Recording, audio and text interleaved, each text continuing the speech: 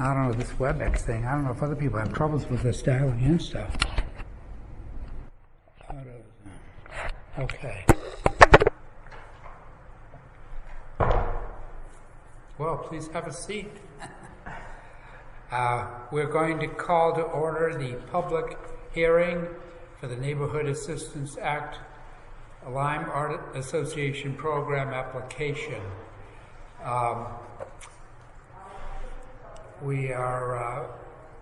The town of Lyme is the municipality for this in this case, so the application has been delivered and Lori Pavlos has completed a lot of the information, and we have completed a section as well on behalf of the town.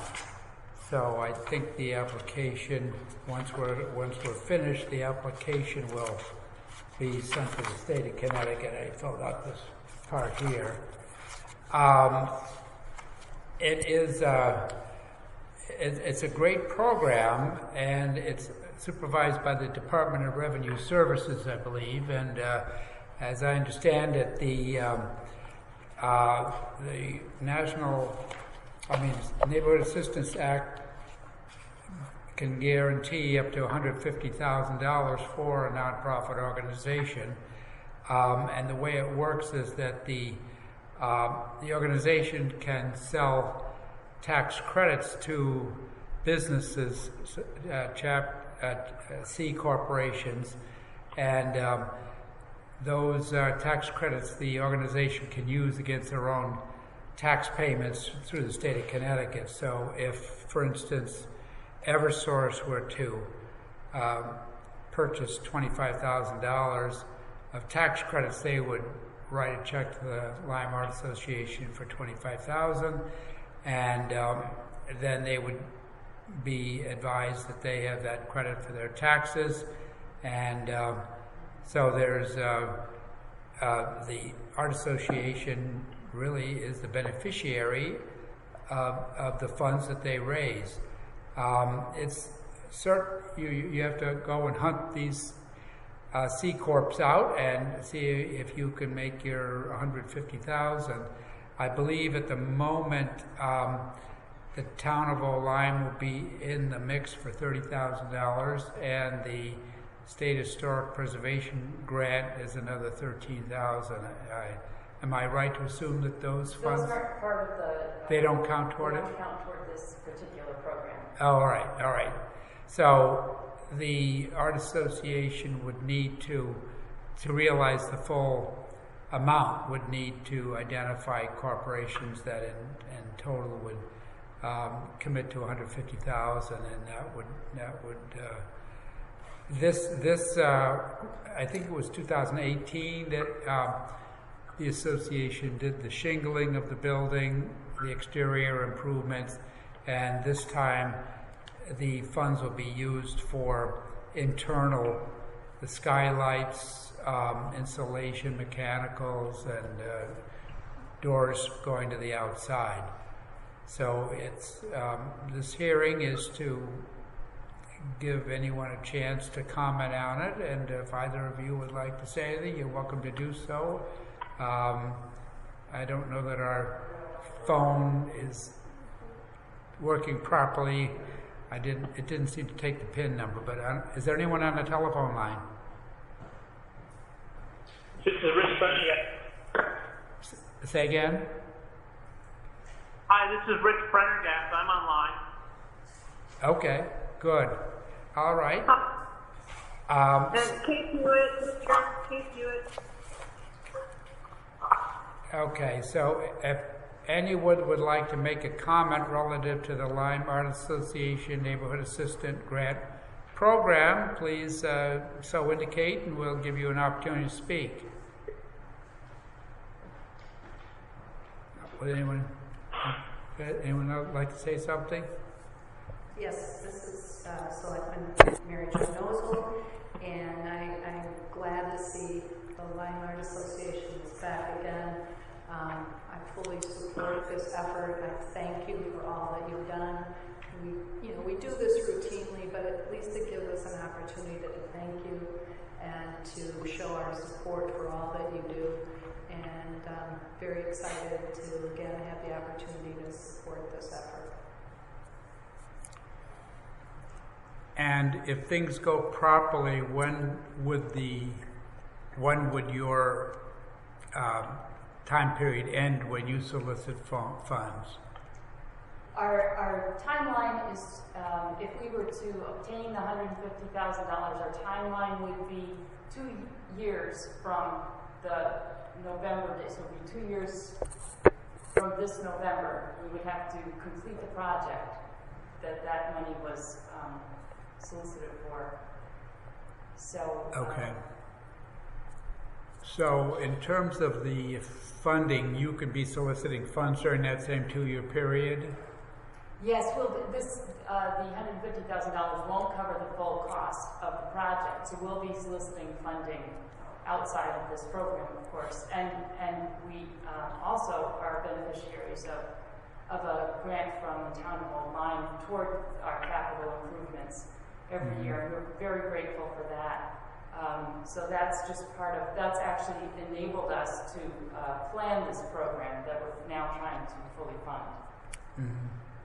So when you embark on doing the work, you might not have all the funds at hand. So how does it work if you were to raise $50,000, say inside of 3 or 4 months? Would those funds come to you and you could use them, or do you have to wait until some milestone is achieved? Well, we need to. I think that if we can't get the entire funding available to complete the entire project within 2 years, then the funding that we get that becomes available to us, we will be able to segment off a portion of the project so that that portion can be completed within the 2 years, because we do have that kind of a timeline for this program. So the work needs to be complete to what extent it's been funded within 2 years. Right. And but I'm just curious on the timing of your receipt of the funds versus doing the work. You would probably, there's a delicate balance between what you can do and what you have funded, right? Yes.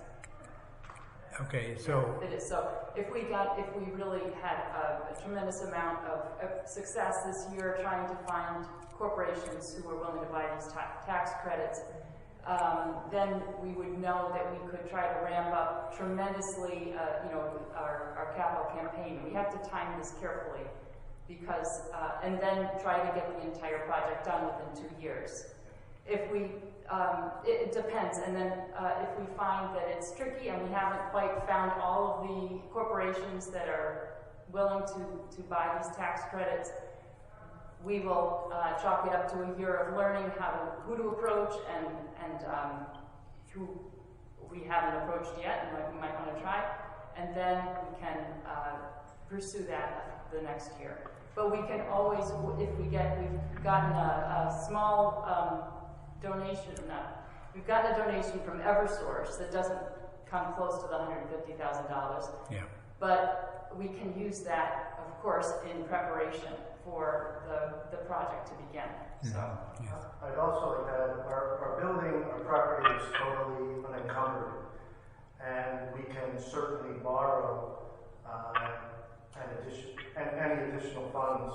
We've looked into low interest rate, long-term financing for nonprofit type agencies such as ours, and there are plenty of programs available. And with conventional mortgages just recently listed under 3%, we think we could get some very cheap money to augment any shortfalls that we might have. So you could, let's see, if it's 2 years, but let's say, would you think of applying next year as well? Or do you have to wait until the 2 years goes by? We can apply every year. We actually have up to $150,000 every year that we apply, and it can be year after year. Okay, so each of them has a 2-year time frame. Yes. So we think we're fully covered in that regard. That we can operate within a series of phased construction efforts that will have no issue spending the money, no issue having projects that are essentially standalone, complete, and then continue on to the balance. Mm-hmm. And we have several different ways to finance that. Very good. Okay. So now the hard work begins, huh? Right, exactly. Yeah. Well, you were pretty successful with the shingle, I suppose, so it looks great, and so we look forward to seeing your progress on this part. Maybe there even be more stages after that, who knows? There probably are. Yeah, good. Yeah. This is an important one, though. So. Okay. I guess we could, if there are any more comments, if not, we could ask one final time whether there are any people on the phone who would like to comment, and then if not, we would entertain a motion to close the public hearing. Anyone on the phone? Okay. Well, then I guess we could have a motion to close the public hearing. So moved. I'll second. Any discussion on the motion? All in favor? Aye. Aye. Well, we thank you for coming over, and we wish you the very best of success. Thank you very much. Very good. And I think we send this in, now that it's been, I guess, I'm not probably in the paperwork. I don't know if we sent it to this Columbus Boulevard address, perhaps. I'll read this. I believe so. I can go back and make sure that Yeah. I send you all the things. I believe you have to include documentation that this meeting took place. All right. Well, thank you for coming over. Thank you. Thank you so Very much. good. Thanks. Okay.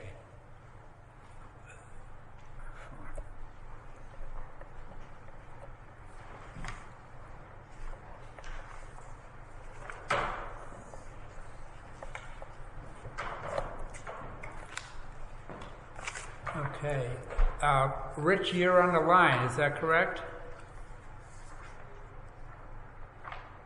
Yes, I am. Just to give you a preview, the agenda for the Selectmen's meeting, we are first going to have a motion to, there may be some people coming in to speak about the Haynes Park restroom building, and then we go through a few things. So we start the meeting at 4 o'clock, which is about 12 minutes, and then there'll be some of these agenda items before we get to the actual sound view documentation. Do you want me to give you a call and then you can call in on the telephone number? Would that be helpful for you? I'll do whatever you want. I could stay and listen, or I could call in the number, whatever you like. Yeah, well, if you want to put it sort of in a quiet corner, it could be some time before we get to that, but either that or I can use my cell phone and give you a call when we're getting close. I'll listen in and I'll put my phone on mute, and I'll try and speak up. Hopefully you can hear me okay. Yeah, definitely. Yeah. Okay. Well, we're gonna go into a quiet moment here for about 10 minutes till the regular meeting begins. I'll call back in then. Yeah. Okay. Thank you. Thanks. Okay. Bye. Yeah. Let's see.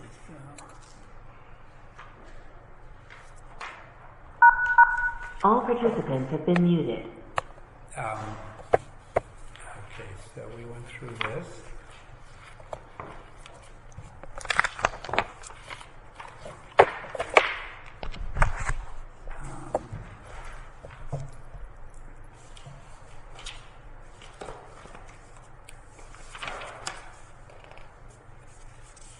Nicole gave me another item which had not been listed, which was ESC, something to do with staking out the property and ILR and so forth. Oh, that was BSC. That should have been, that was before that may have been paid for after. But I want them, they shouldn't have charged us. I'll take care of it. But what that Well, was, I spoke with her and I said, did you pay for it yet? I think it's been paid. I don't know why it wouldn't have shown. The other numbers. Well, here's the story. When the boathouse was finished, we were owed a set of as-bills. Okay, for the property, we never got it. I got an as-bill for the location of the basketball court so that I could mark out where the restroom was going to go. And I deliberately, just so you know, did not go back to them and ask them for the rest of the as-bill because I wanted to get through zoning to relocate the building, and then I was going to hold their little feet to the fire and have them come back and say, you owe us a set of as-bills as part of the original project, and now that we've plotted our building out, you need to plot the conditions as of now because you never gave it to us then. Or if you didn't, if you had it, you never forwarded it to us. So I don't know what the $1,200. This was 2018, I believe, Yeah. which goes back a ways, so. Which is on maybe upon. I never saw a set of asphalt. I'm assuming that that's what that would be for. Let me see if I've got. I have a layout of the property with construction equipment on it and without construction equipment on it, but that was based. It does not tell me that that's asphalt. Yeah. The only one I have that's updated at all is the one that says that they gave me an asphalt for the location of the basketball court, and I used that to locate the restaurant. Wow. So I don't know if that, because when you got that stuff, I'll find out, Tim. That's easy enough. That's easy enough to find out because if that was paid, then that may be their claim that what they sent me was their asphalt. But I don't remember. Well, it was 3 years ago, but I don't remember authorizing that payment because I was upset Well, that they never sent. you'd us think an it would show up as an item that was paid from the account. So And it may have been. I don't think they did. Because I really didn't get involved in that until about a year and a half after I was here, until it was signed off. But in any event, the piece of paper that I gave you yeah. shows it doesn't subtract for the site work because he couldn't really quantify. He didn't know where we were before, but it does show the delta for the additional foundation and floor versus the haunch slab. That's what that's trying to tell you. Mm-hmm. And that number is something like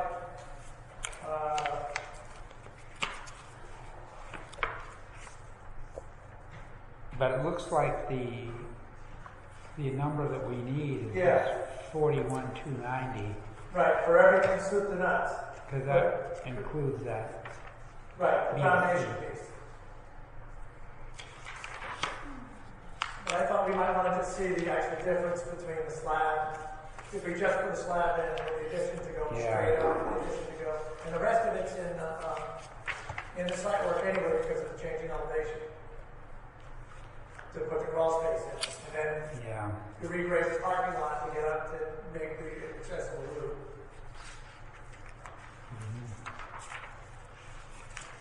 Okay.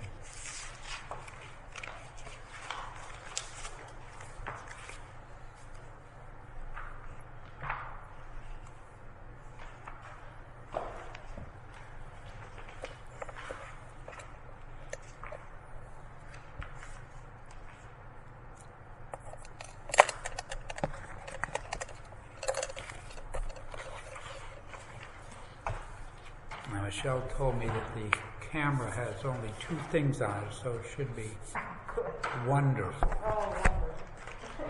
A little,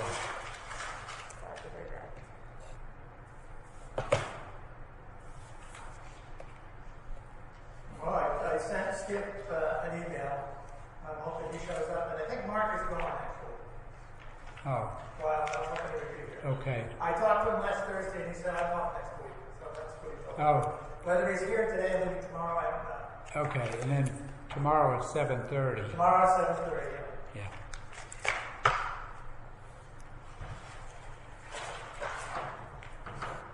I spent the morning working outside just because we don't sweat enough, you know. See what goes. Well, I bought one of those cyclone things to clean the yard up with.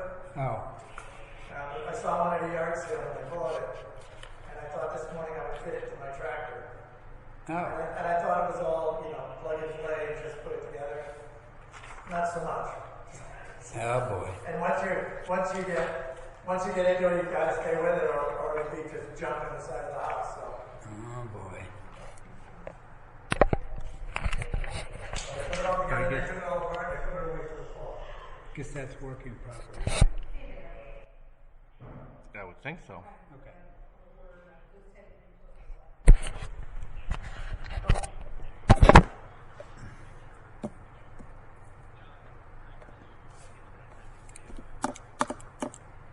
Yeah, I see it's here, but I haven't had a chance to look at it.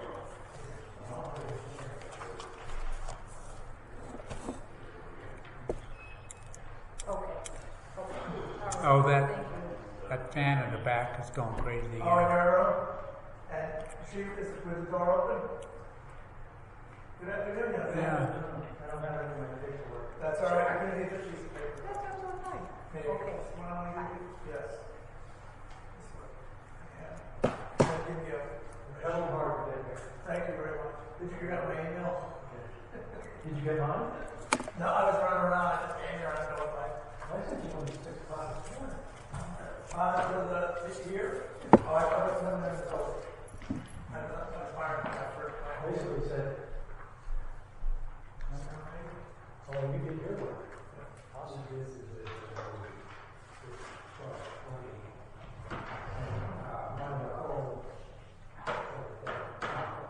So what do you want us to say? Anything? What do you want us to say to support? I mean, we're here for... I guess just if there's any questions about the elements, I mean, he's the most knowledgeable. Yeah. I'm here to hold this coat. Yeah. But will you be available tomorrow? Yes. Board of Finance will be here. Yes. Terrific. Thank you. Howard Russ says to say hello. I just finished a phone call with him. Oh, did it? Yeah. Still helping me with Up there? yeah. Neat. Well, I'm finding a bill for my dad, so. Oh, okay. So we're going for a lower appraisal, which actually sounds like a fake advance, but I'm not. It is what it is. Yeah. What you need to do, I started. Now do we have to turn on Mr. Camera, do you think? Or? Thank you.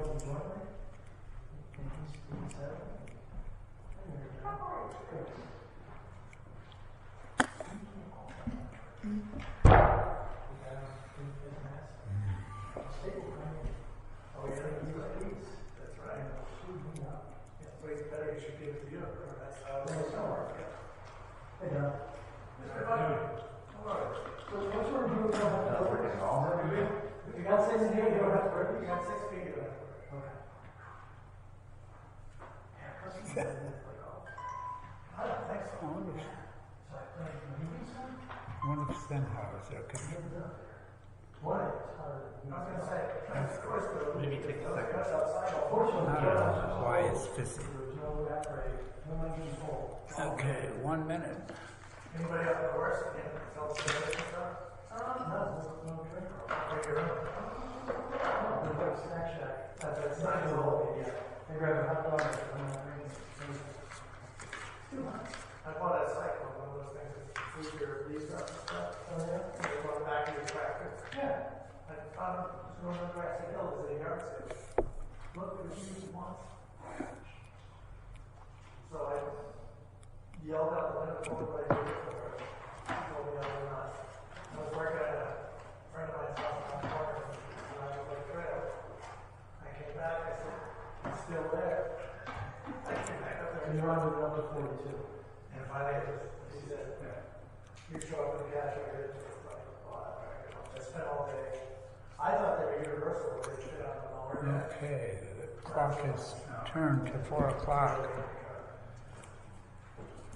Well, good afternoon and welcome to the Selectmen's meeting Monday, the 20th of July at 4 o'clock. The first item will be to review the minutes, the regular minutes of July 6th, and then we'll look at the special meeting minutes of the 14th. So the regular minutes of July 6th. May we have a motion to approve, please?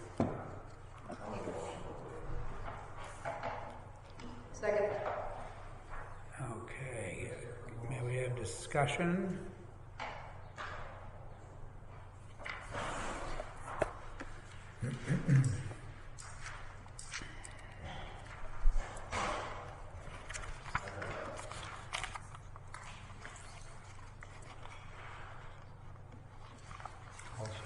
All right, it's moved and seconded.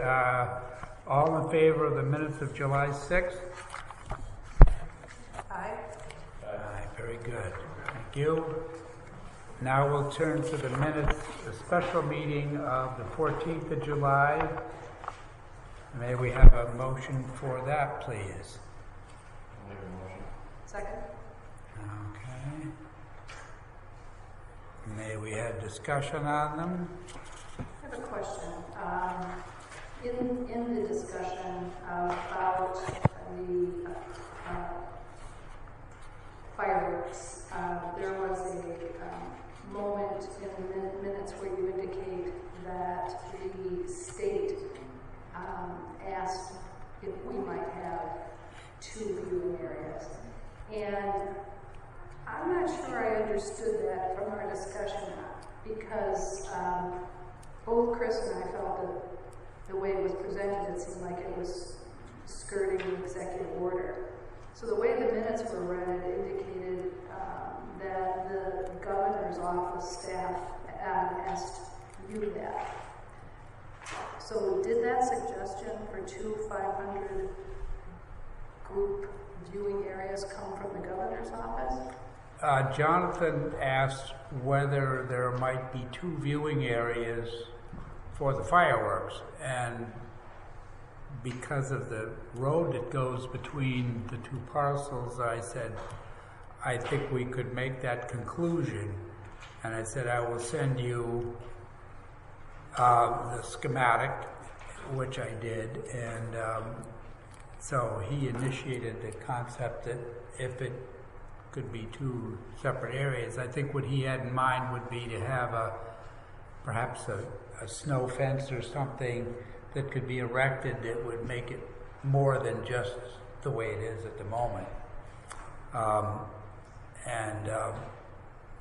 So we didn't get a whole lot farther than that because he was also trying to speak with the commissioner about the idea. And so other than saying, I think we have hope that we can do something for you, it was not anything like, yes, we have approval, but it sounded as if this was likely going to be a way to come up with an alternative to the 500. Yeah, I just think we would have had a different discussion if you had said that, or if I had heard you say, and I think, I can't speak for Chris, but that this was a suggestion from the governor's office. I think I might have said, why would the governor's office be seemingly skirting their own orders? I think I represented that the governor's advisor asked me, and I said, I think that is a plausible way to look at it. And so I went over and measured it and sent him the overhead picture and so forth. So they were, until I left a message that the vote was to not proceed, they were still working to see if they could help us out. So. Okay, thank you for the clarification. Yeah. Anything else? All right, may we have a vote? All in favor of the meeting, the special meeting? Say aye. Aye. All right, thank you. Because we have some visitors today, I think it would be helpful to them if we were to move item 4B4, Haynes Park Bathroom Building, bid results and committee recommendation from down on the agenda to come after the minutes and before communication, which would require a motion to move it. Are you disposed to make a motion? Second? Okay. All in favor?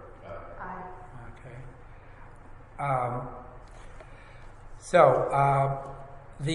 As we know from before, the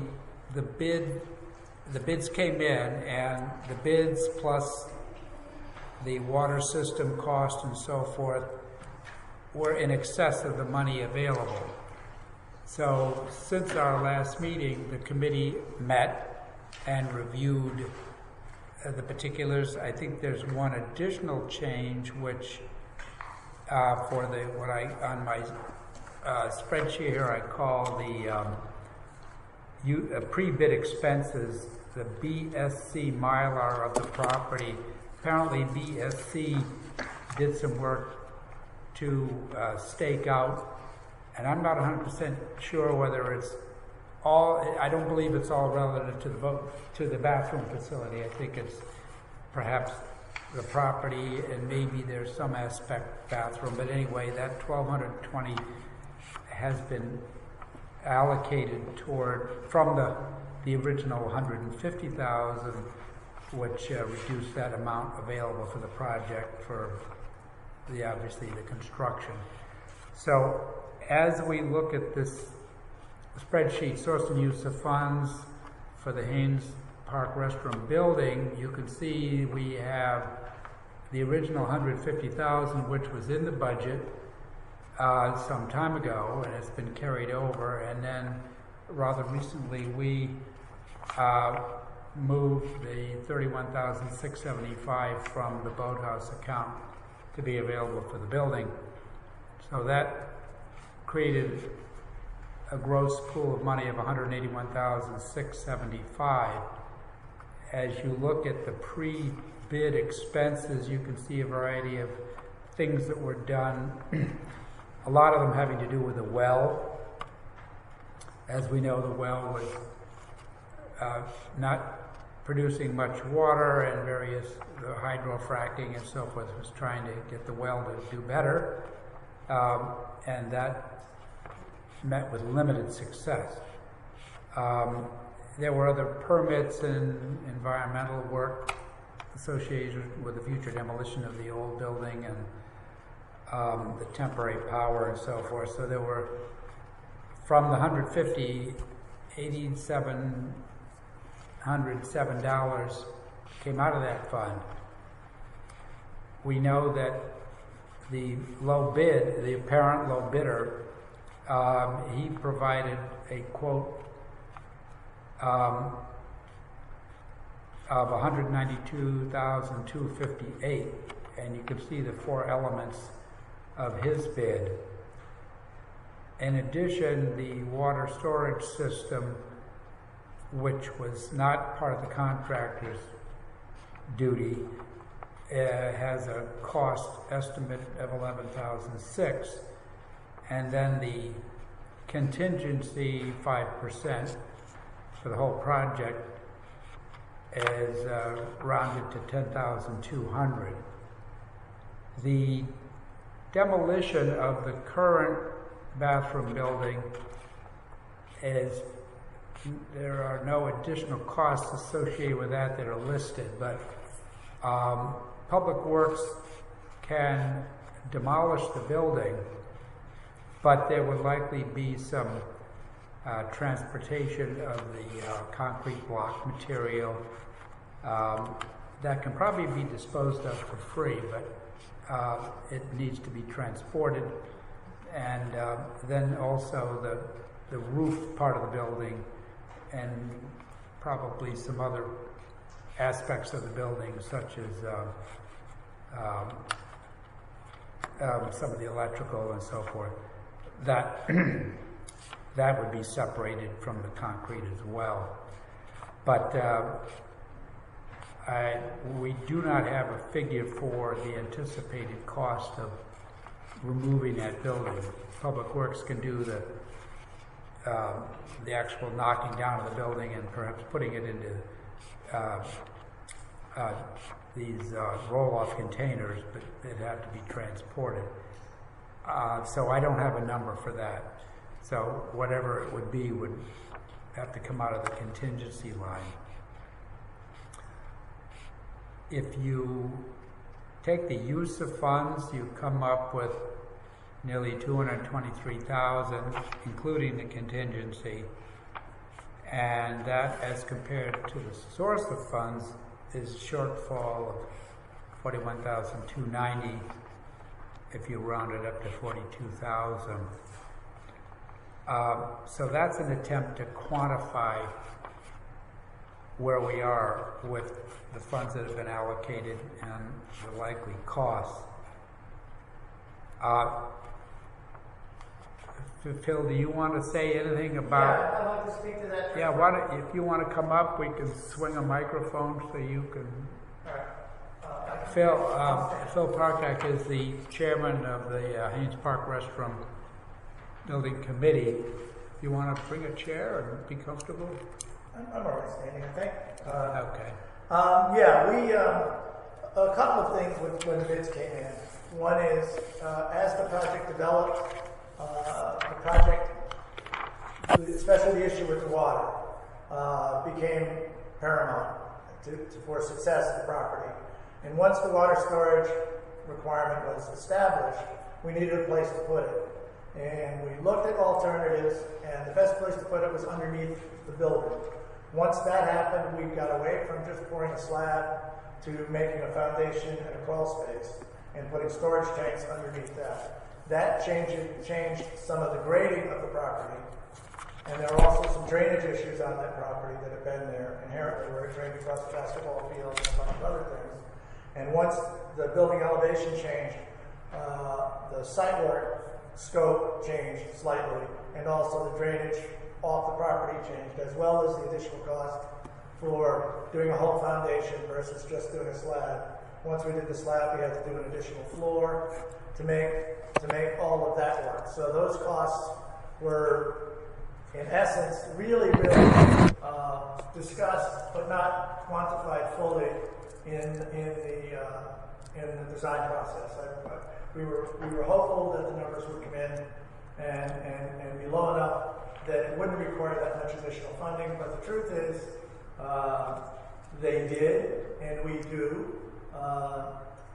And so I went back, the committee met, and we discussed these issues with the bids, and we went back and I talked to the lowest bidder and the highest bidder. I had them both send me a schedule of values for those phases of the work, and I had them break the building out as a separate cost. The building itself actually was pretty much within our estimate. And so that was the good news. The big numbers seemed to be the site work and the foundation. So I went back to the lowest bidder again and had them break up the delta between the slab and the foundation itself. And he did not touch the site work because he never saw a drawing with the original site work on it. So he didn't know, he had no reference point for that. But he could do a hunch slab versus a crawl space. And the number that you see on the document that I gave you today, there's a document that shows that number, we were right on target before we had to raise the building or alter the building elevation to do that.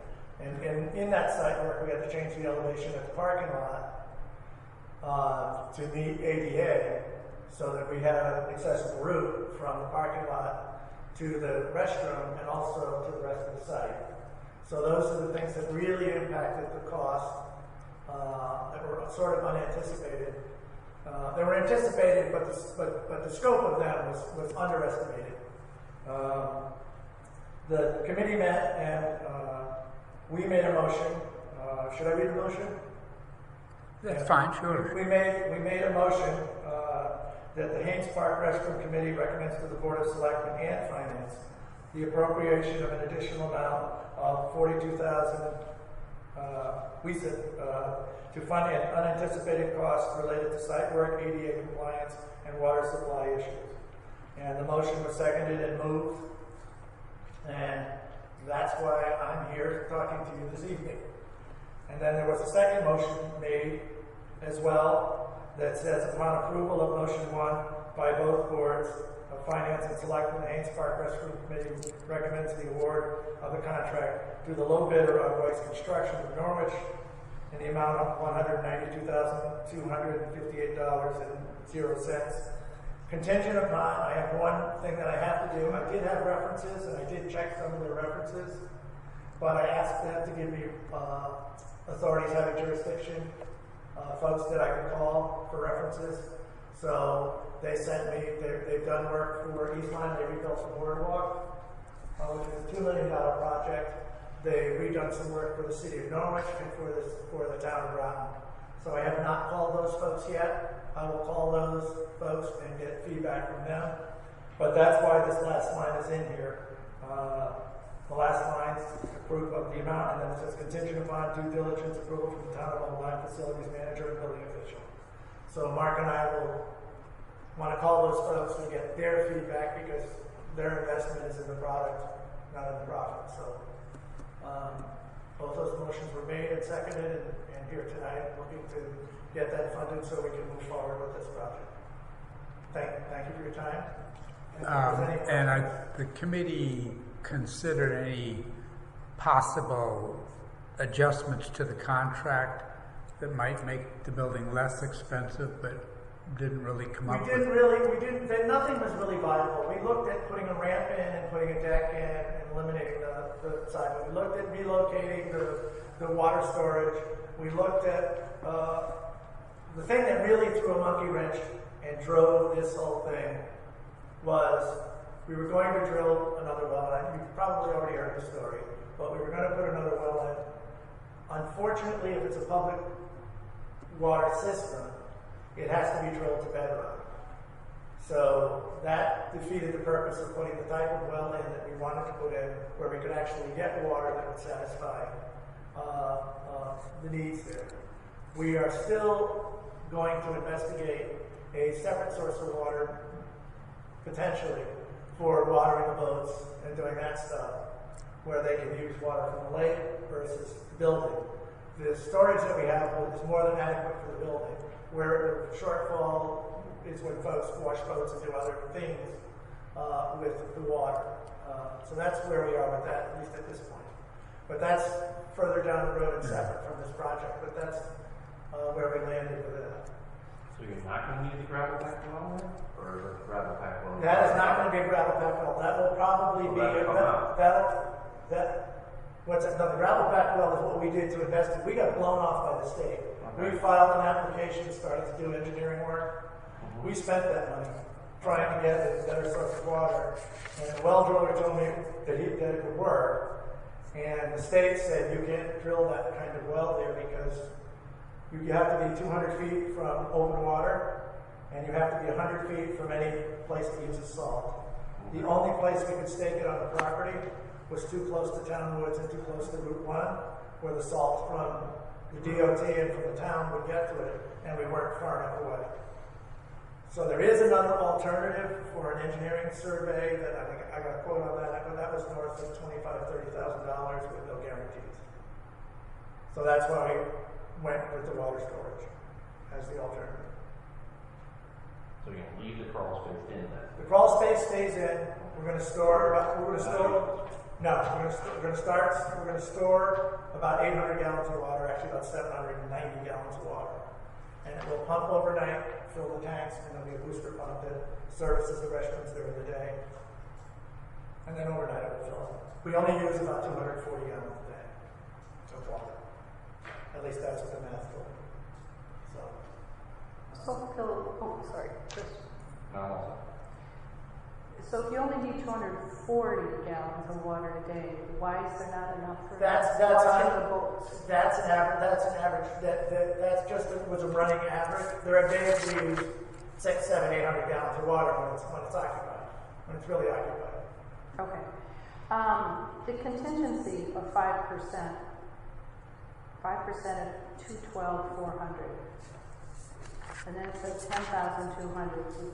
What is that? 5% of 212,400. Where's that number come? That's the total number. If you Let's add the water storage to the 192 and the 8707. yeah, the water storage. 8707 is a done deal, but Okay. Yeah. So So- the water storage is done by another vendor. Okay, so you're putting 5% contingency over everything.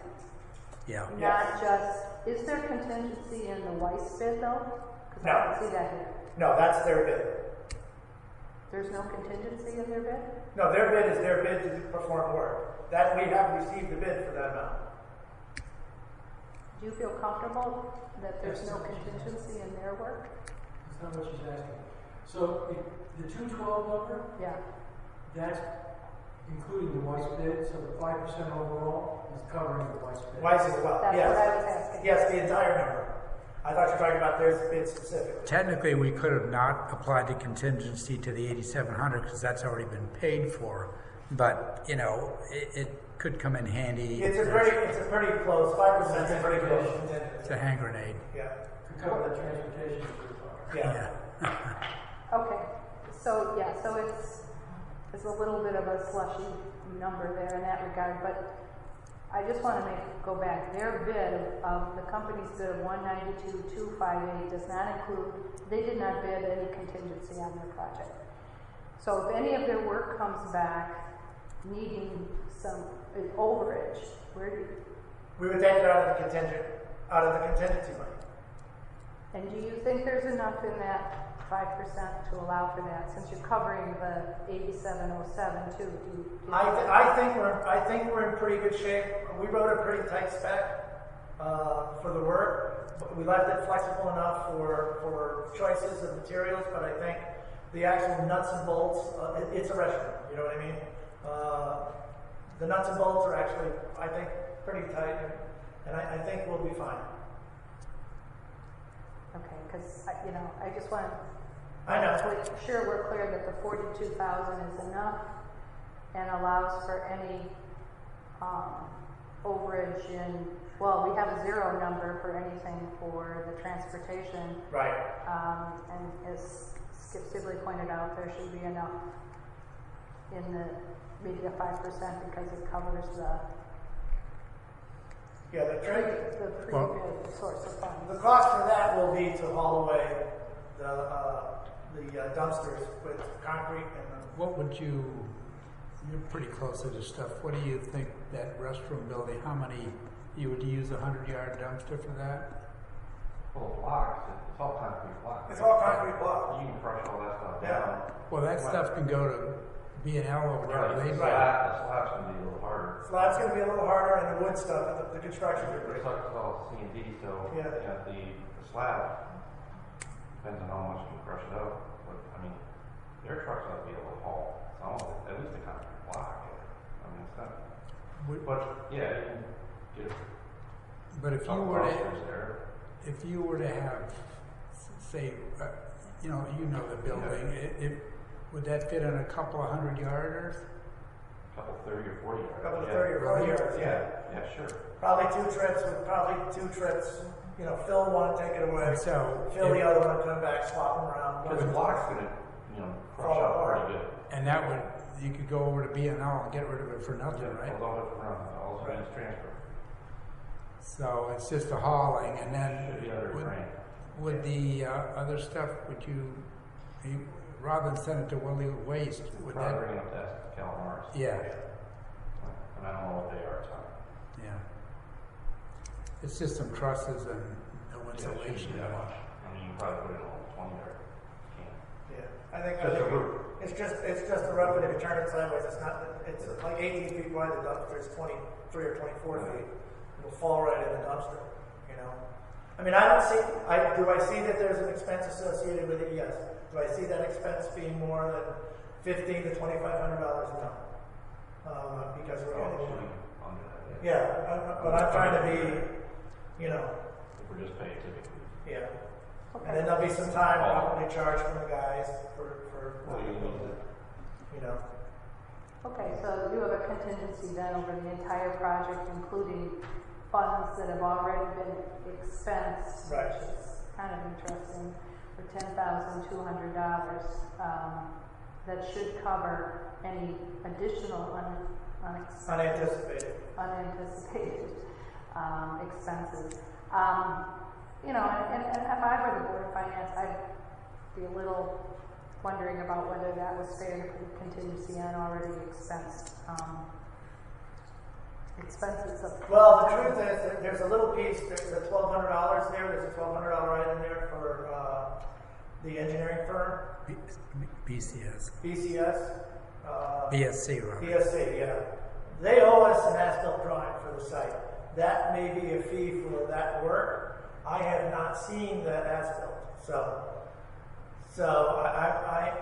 I will take it upon myself now that I've seen that to pursue that and see where we are with I it. have a copy of the invoice, so Yeah, I can and show that to let me you. see what it is. It was way before this process started, because when I started this project, I did not have any kind of quantified benchmark that had been shot and finalized, and they sent someone out to shoot the basketball court, so at least I'd have a benchmark for the folks that were doing the design work. And I explained to them at the time that I believe they owe us a set of as-bills for the building.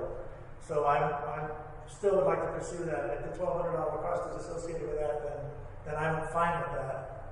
And maybe we have it. And if we don't, I might have some issue with that. But I'll pursue that and find out where that is. Okay. Any other questions, concerns?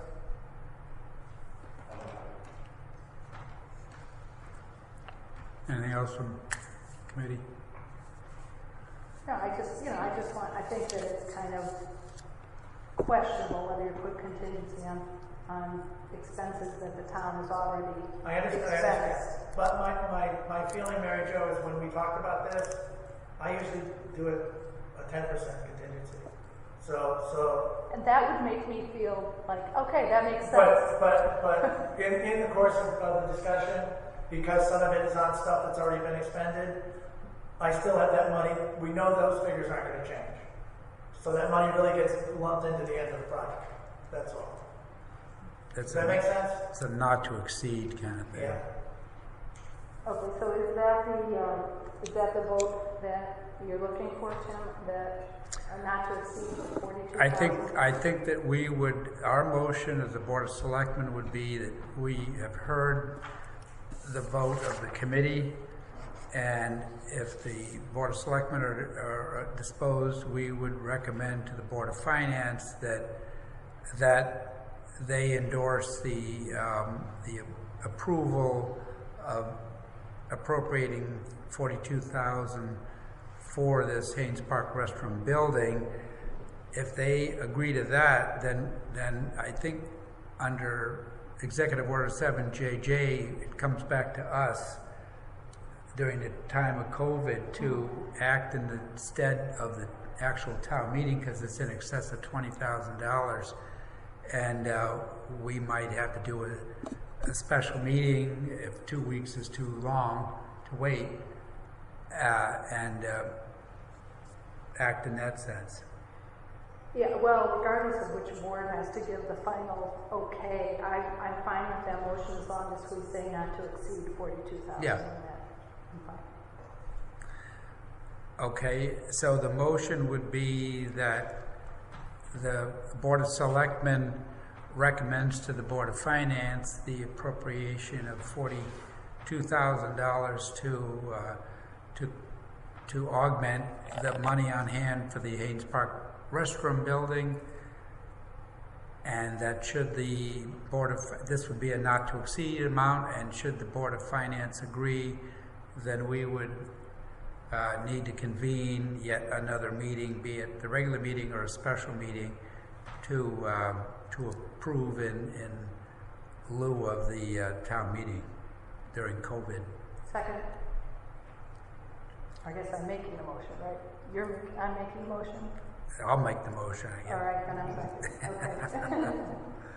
Okay, Griswold and Nozel. Any other discussion? All right, call for a vote. All in favor? Aye. Okay. Does that mean Thank it's you. done with me? You are set to go. Thank you for coming. Thank you. All right, we can return to the agenda. We are at the point of communications. Thanks to Mary Jo. We have a letter to Stephen Mansfield, which we referenced in earlier meetings, but I'll read it anyway. It's the 8th of July, and it's to Stephen Mansfield, Director of Health District, on July 6, 2020. The Oline Board of Selectmen voted unanimously to support your 1 July 2000 response to the co-chairs and members of the Appropriation Committee for immediate and full restoration of the statutory funding for the Health District in fiscal year 2021. Relatively low numbers of COVID-19 cases in the town, supported by Ledgelight Health District, certainly attest to the intensive educational efforts, extraordinary community outreach and communication, early contact tracing work, tireless professionalism by the Ledgelight staff. The board acknowledged that despite previous budget cuts, Ledgelight Health District is doing much more to protect the public health during COVID-19 pandemic.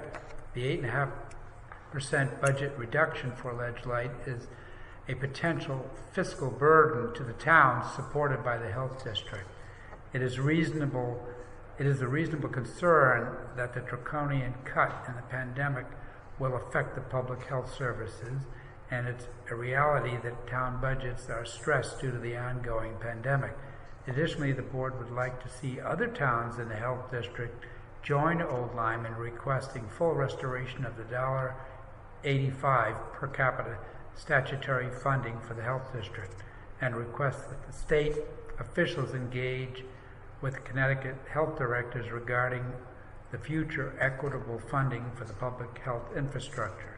Steve, please forward this letter of support for the immediate and full statutory funding of the health district by the state of Connecticut to the appropriate local and state officials.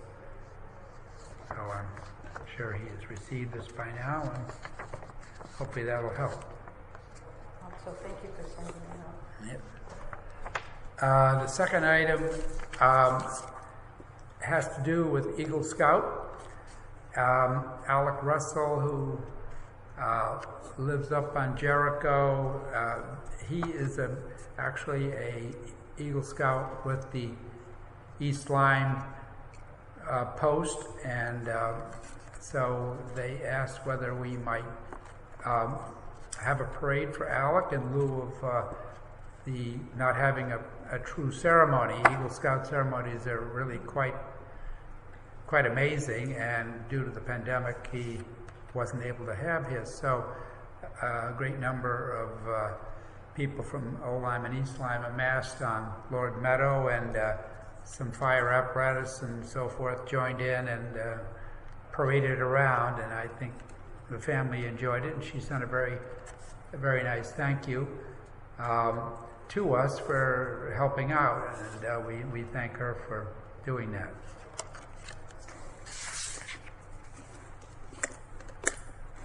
Turning to old business, we have stayed constant with 21 positive cases in Old Lyme, plus 2 deaths attributed to COVID. So I understand there may be something coming along this week, but at least for the last couple of weeks, I think it's remained at 21 cases. So that's relatively good news. Next item are the beaches and the town hall. We've had some very hot weather, and it's always a challenge in the beach area with that kind of situation, but I think it's been well managed. There is actually a change of command ceremony with the management of Miami Beach. Mark Mangello has been elected the president of Miami Beach, so we're going to meet this week with the trooper and have some conversation with him. And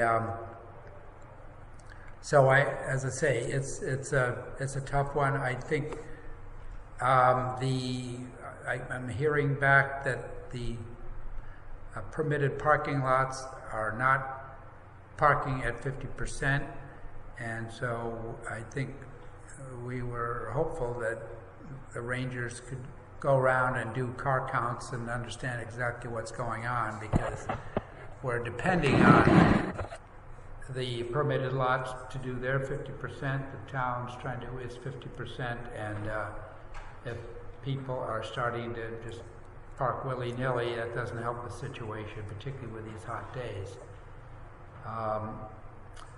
So we'll get on that.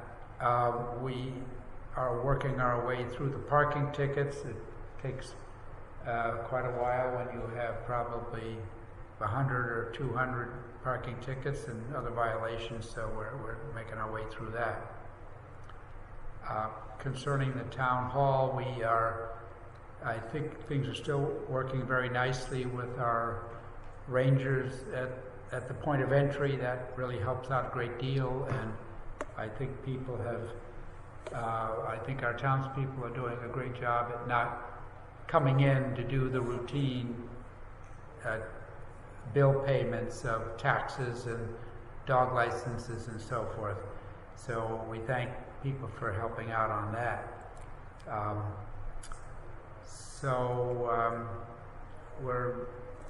don't know if there's any other comments about the beach area, but it's Matt Weber called me the other day because they were having trouble. Did he call any of you guys? Who was that? Matt Weber, our state trooper, said that the church down there.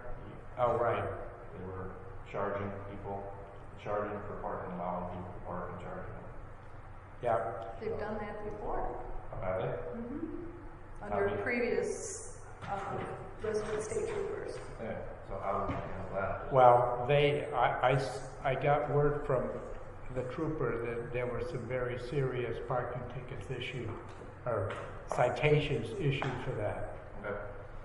There was also a couple of individuals parking cars. I noticed when I drove by that near Cherry Stones, that little one, there were cars there with parking tickets on their windows. So they're going around looking for illegal parking, if you will. I think Matt should talk to them, maybe he has already, but it did seem the last time this happened, the state trooper actually spoke with the head of that organization, and it did seem, in addition to ticketing, they put up signs, and it did seem to straighten the situation out, but they did need to have that one-on-one discussion.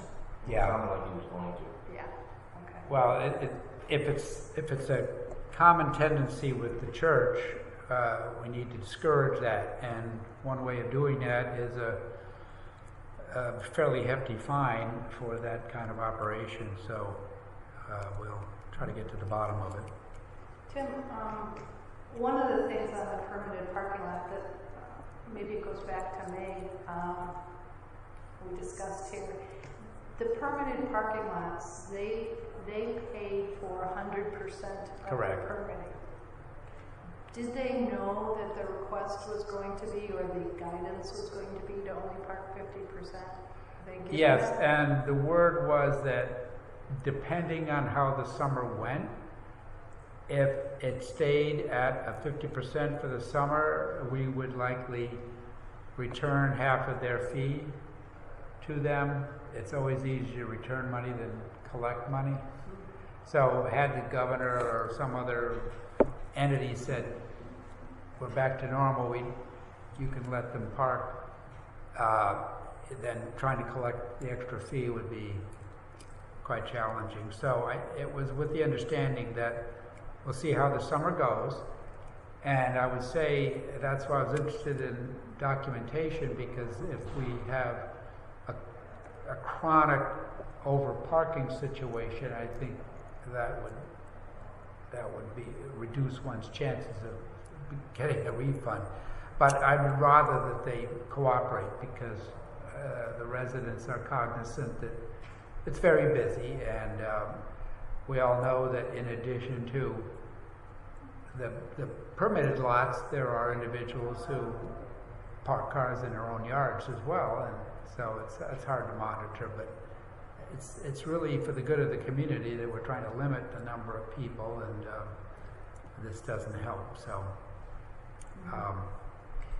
we'll be working on that. Okay.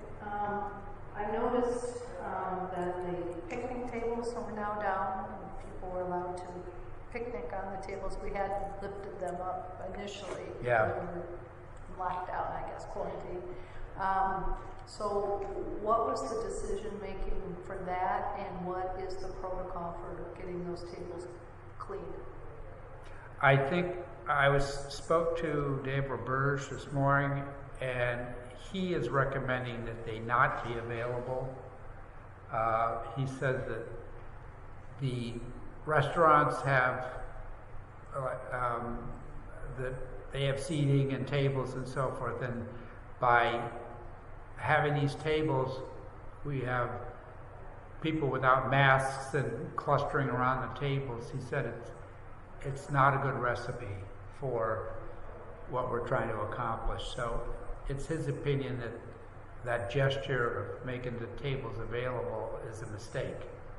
So I'll talk to the trooper, but it may be that we may want to remove them or stack them up again, because it seems that the people are crowding around them and not wearing masks and so forth, and it's an attractive nuisance. That makes sense. And then regarding town hall, I noticed, and I know that there's been some other reports that the committees and commissions meeting in the evening, obviously there isn't the same protocol in place that we have at town hall during the day, where we have the greeter at the door and the temperature is taken. So my question is, what is the message going out to our boards, committees, and commissions that are meeting at night? And I did notice at the harbor management meeting, they actually asked the harbor manager to leave because he did not want to wear a mask. So I'm interested in what message we've given them, or what message we should give people to make them feel comfortable to have their meetings here. If not, if we can't, what's the message we should say? Go back to meeting on Zoom or what? The chairs are staged for separation. I would say if a board or commission knows that they're going to have a bumper crowd, they probably should have the people call them remotely. If they need to show diagrams and charts and so forth, they could do the Zoom. If it's such as what we're doing, it could be just audio. And if they're surprised, I guess it would be sort of like a fire marshal thing. It has a certain capacity, and if the meeting becomes too many people for the space, they're going to have to say that they have to cut it off. Obviously, I don't think the committee chairmen and members are going to be able to do temperature and the rigors that our rangers are doing, but at the very least, masks could be employed, and I guess if they know it's going to be a controversial matter and a lot of people are going to show up, I think it's the indoor dining, I think, is 25 people. I don't know that we can fit 25 in here, plus if you have a board of 5 to 9 people, depending. So I think they would have to be careful not to overtax the hall. And you know, if it's at 7:30 at night, it's hard to, we have to rely on the chairman and the members of the commission, boards and commissions to do the right thing. If we hear that there was a mob in a particular meeting, then we have to speak to the commission or board and say, this isn't working out well, and you're going to have to change next time you meet, or we'll have to do, I don't know what, but sort of common sense. But I think the chairs, there's probably about 15 or 18 in the room here, plus around the table. So probably we wouldn't want to exceed 25 in this room. So do you think, you know, given this kind of this theoretical discussion, I really think that from your office we need to have some guidelines given to the boards, commissions, and committees so that they know what to do. Mm-hmm. And if there is a problem, whom they can call. I mean, I applaud the Harbor Management Commission for making that decision on their own. That was appropriate. But I think in the evening, there's not anyone they can call to say, you know, I'm having an issue. And if they have some guidance, I think that would be smart, number one, and helpful to them. Yeah. Some boards have actually been meeting outside, mm-hmm. but that works for a small group because mm-hmm. it's hard to do amplification and all the other things that go along with it. So we could remind the chairman that, you know, we've been operating now for over a month with the town hall being open, and if they generally their board or commission draws quite a number of people, then they've got to be more diligent than, you know, it works out well for us because our constituents can call in, but if you're a different board, why the public wants to come in here, if they come into the building, you have to cut it off and say you'll have to listen to it on the telephone.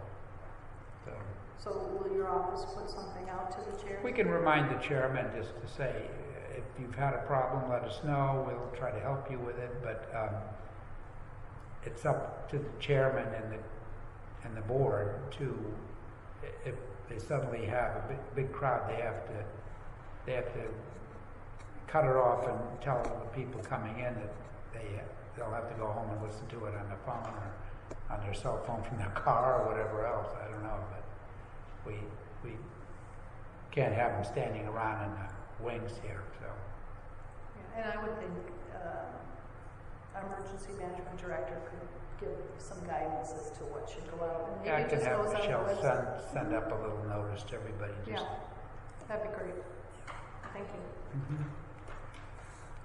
Okay, Sound View Sidewalks. I guess you've had a meeting since the time we last talked. Okay. Yes, we had a meeting last week.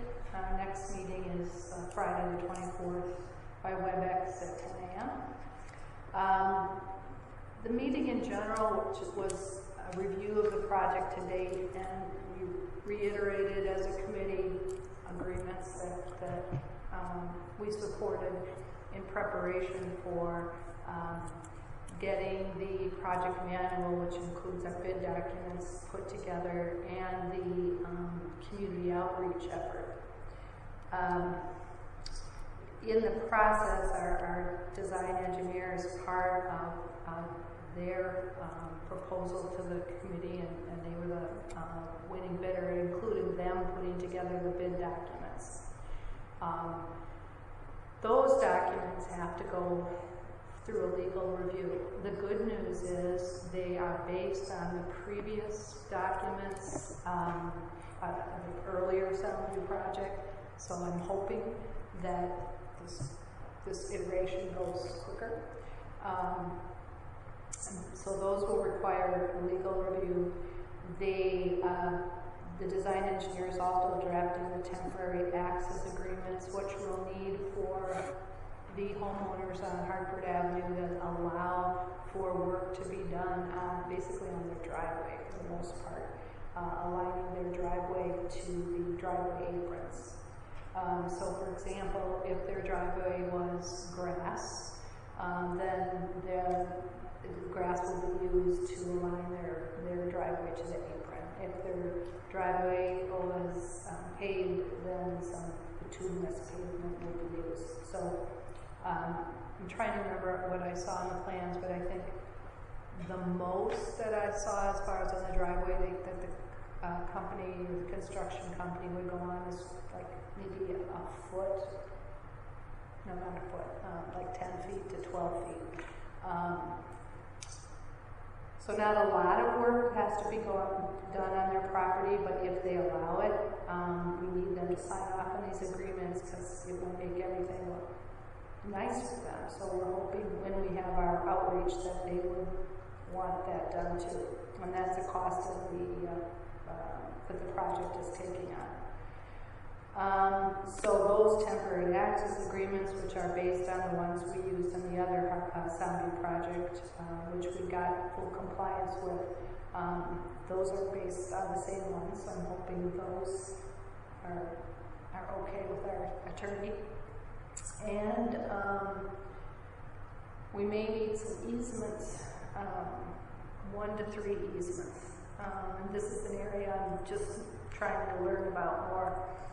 A portion of the sidewalk on Hartford Avenue will cross over the property line of the mini mart on Hartford Avenue and Shore Road. I can't tell you how much, but it's not a lot of footage. But that would, an easement would be required for that. Right now on that property, there is a sign that says you're entering the Soundview District. I'm not sure we have an easement for that. That has to be found. Frank Pappalardo felt that the previous owner of that property may have issued an easement, so we have to find that. But if we can't find that, we may need an easement for that little piece of signage. We also wanted to put up a sign that said, you're entering the gateway to the beach or Soundview Gateway. Right now on the plans as it's drawn, that sign goes there too, but I did ask the design engineer to look and see if there's somewhere else we could put that's on town property. So we may not need 3 easements. We may need 1. We might need 2. So obviously the lawyers will be involved with that. Let's see. Part of the grant requires that the town assign a couple of people to part-time functions during the construction phase. A municipal representative and an inspector. So I think, we're kind of familiar with the term clerk of the works. So I had sent you an email that kind of laid all this out, but at our last meeting we discussed whether we could ask our public works director if he could fill those roles, either both or one of those roles. So I really look forward to your thoughts on that. And I sent the state audit section of the grant to Nicole, who said we don't have to worry about it because the grant is under the minimum where we'd have to worry about budgeting to have a state audit. So that was good news.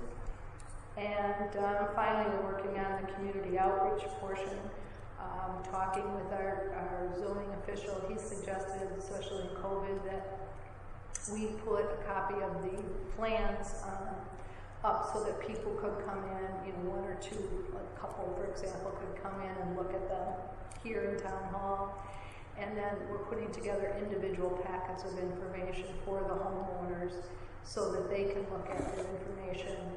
And it will include the temporary rights agreements. And then we'll probably, we're hoping to have an opportunity to meet people together, but it may have to be sort of a WebEx Zoom event where people can call in for a Q&A type of session. So we're hoping to accomplish that next month.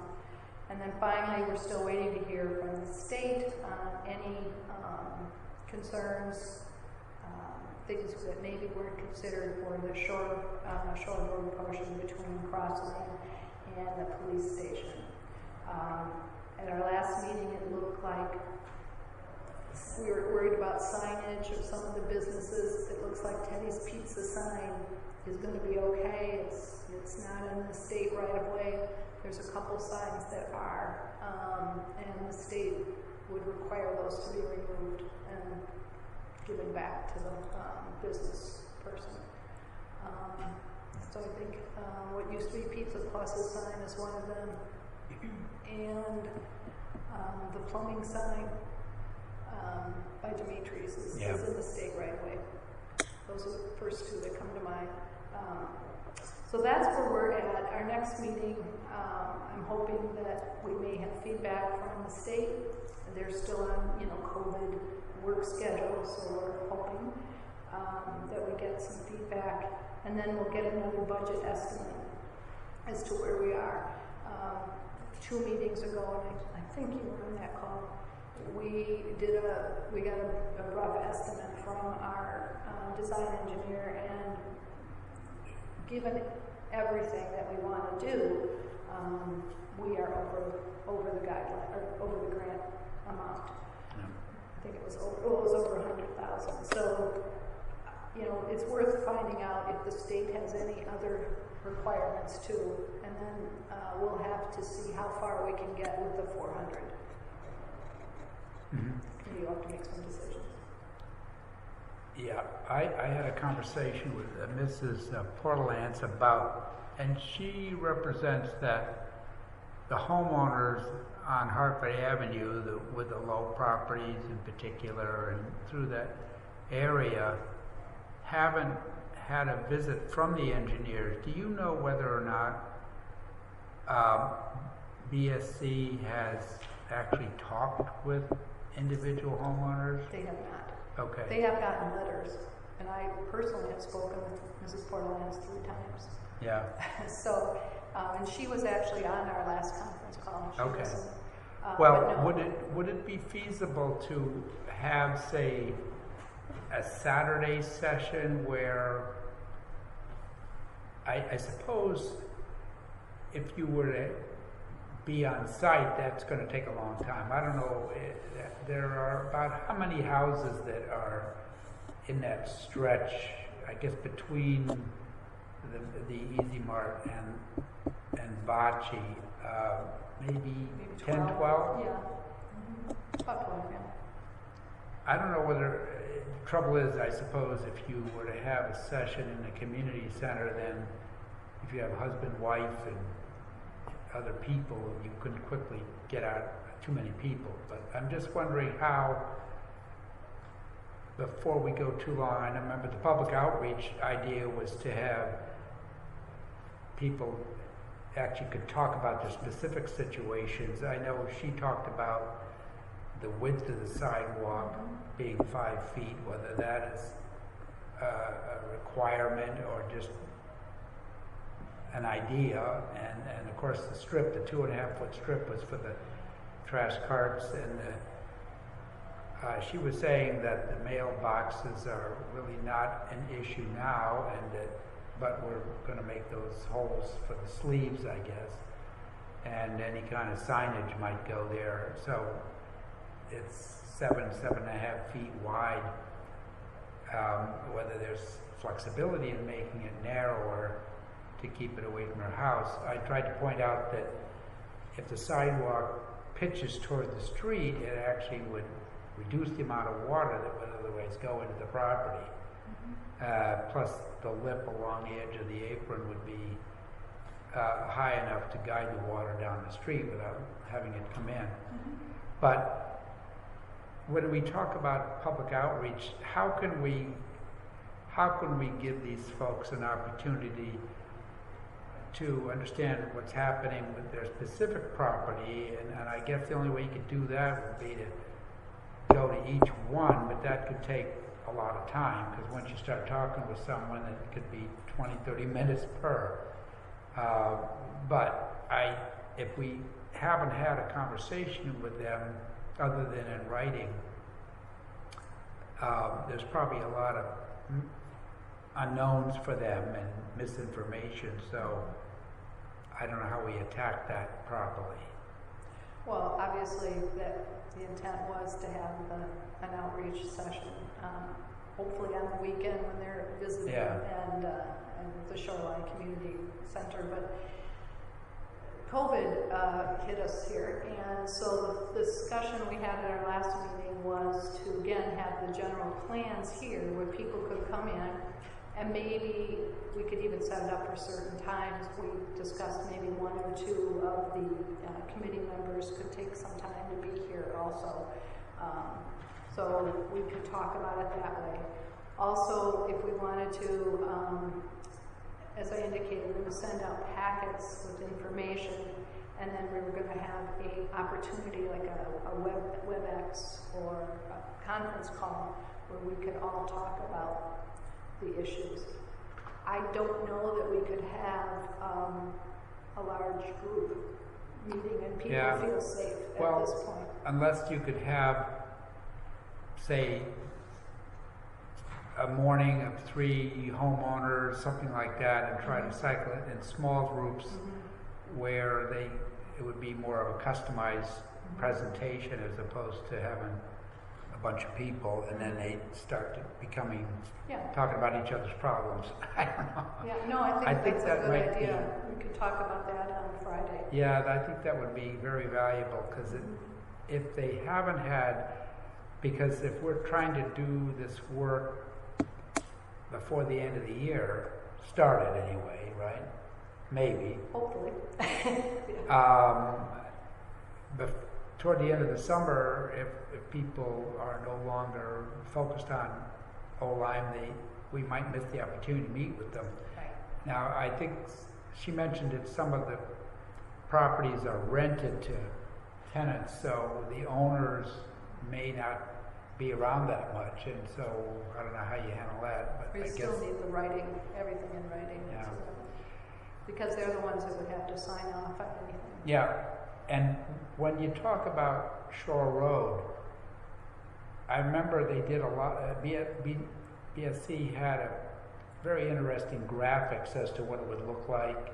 Yep. Have they done that for Shore Road so that you could see how it's going to work with the existing conditions and how wide it is and all that?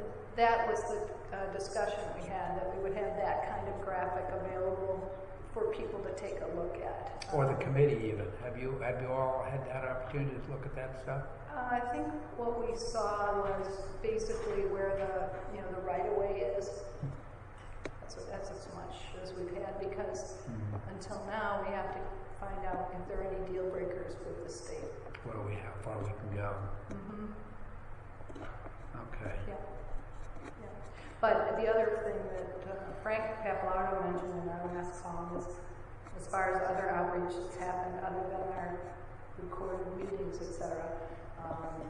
The Soundview Commission takes this issue up at each of their meetings, and the Soundview Beach Association has put information on the project on their bulletins for their people in that neighborhood. And then, of course, we have a section on our website for the project, too.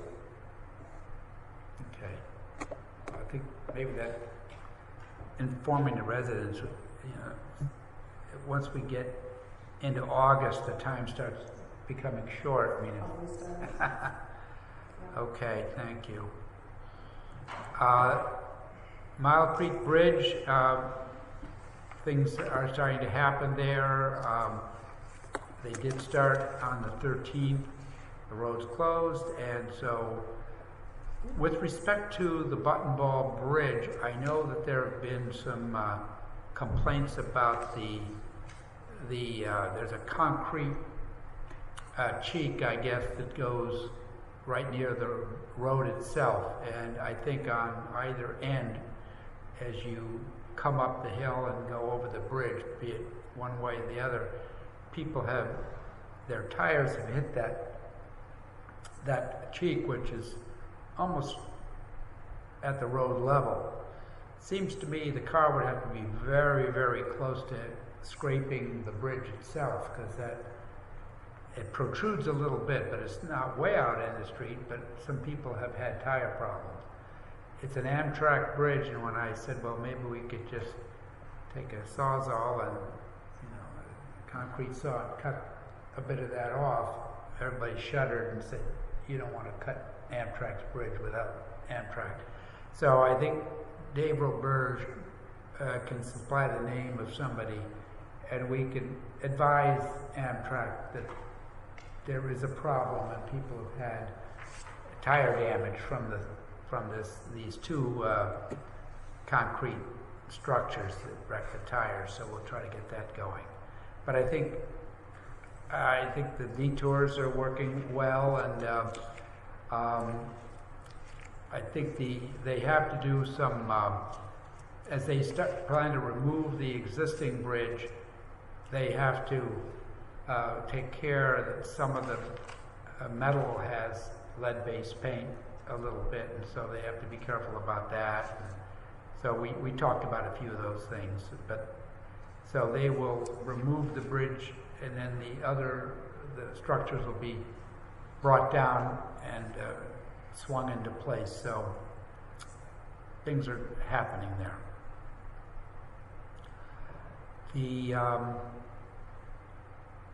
The next item is the Soundview Sewer, and I think at this juncture, Rich, are you on the phone? Let me see, I gotta unmute this thing. I can do that. All participants have been unmuted. Rich? Yeah, I'm still here. Oh, okay, we're about to switch to the Soundview agreement. And what I'll say is that because the agreement is still in draft form, and the beaches have reviewed it, and our council has reviewed it, I'm going to suggest that we go into executive session to discuss the bridge, discuss the agreement, and if the selectmen find it in order and there's a note from the attorney, then we could come back and entertain a motion to have all the parties sign off on the agreement if that's a desire, and then once the agreement is finalized and signed, then it would be made public at that point. So I think what we want to do is to entertain a motion to go into executive session and invite Mr. Prendergast to join us, and we will talk about the agreement and then come back and reconvene if that's acceptable to the selectmen. Okay, you need a motion? Yes, let's have a motion to go into executive session with Rich Prendergast, and then. Second. Okay. All right, so for other than Rich, I'll give you a call separately, but we're going to go into executive session. Will probably be about a 15-minute, I expect. I don't know how long we'll need to go through this, and then we will come back and reconvene the meeting. So all in favor of going into executive session? Aye. All right, so stand by, we will be back. Tim? Yes? Tim, this is Patty. Yes. What do you want me to do? Just call back in about 15 minutes for the rest of the meeting? Yeah, that would be fine. I think that will be fine. Yeah, I'd say 15, 20 minutes, something like that. Okay, very good. Thank you. You're welcome. Yeah. All participants have been muted. Let's go to, well, I guess We could probably, I just close that door. well, we got the camera I'll too. turn that off, and you're gonna turn that off, right? We can stop the camera. And Well, why don't we just, the recorder? yeah, I don't know, can you stop it and start it, do you think? I can try. Or do you want to go to another room? Make it easier? Let's just go to the selectman's All office. right, I will turn off the camera, though. Okay.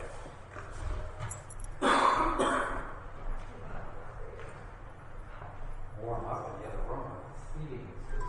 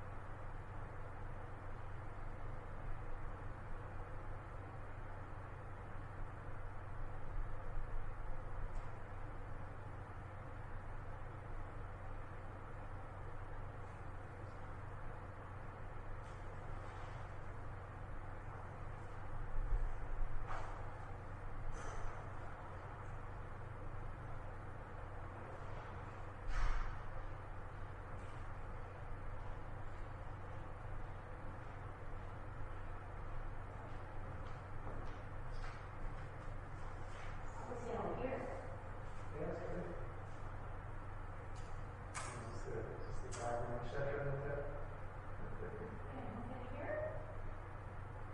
Maybe for, there's something at 5:30, right? Another meeting maybe. It's the affordable housing.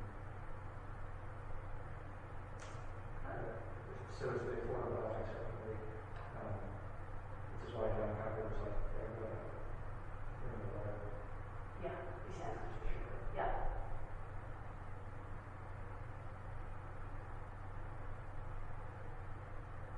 Do you design? I know a few names, but I don't know. The one person I know Frank with is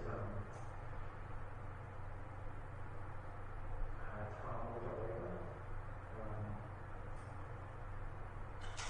He went to Cub Scout program at the church. Yeah, he feels conservative. He's a good guy. He was just for he was on Coach Board, so he, Oh, good. yeah, Good. he was supportive of pretty good stuff. Excellent.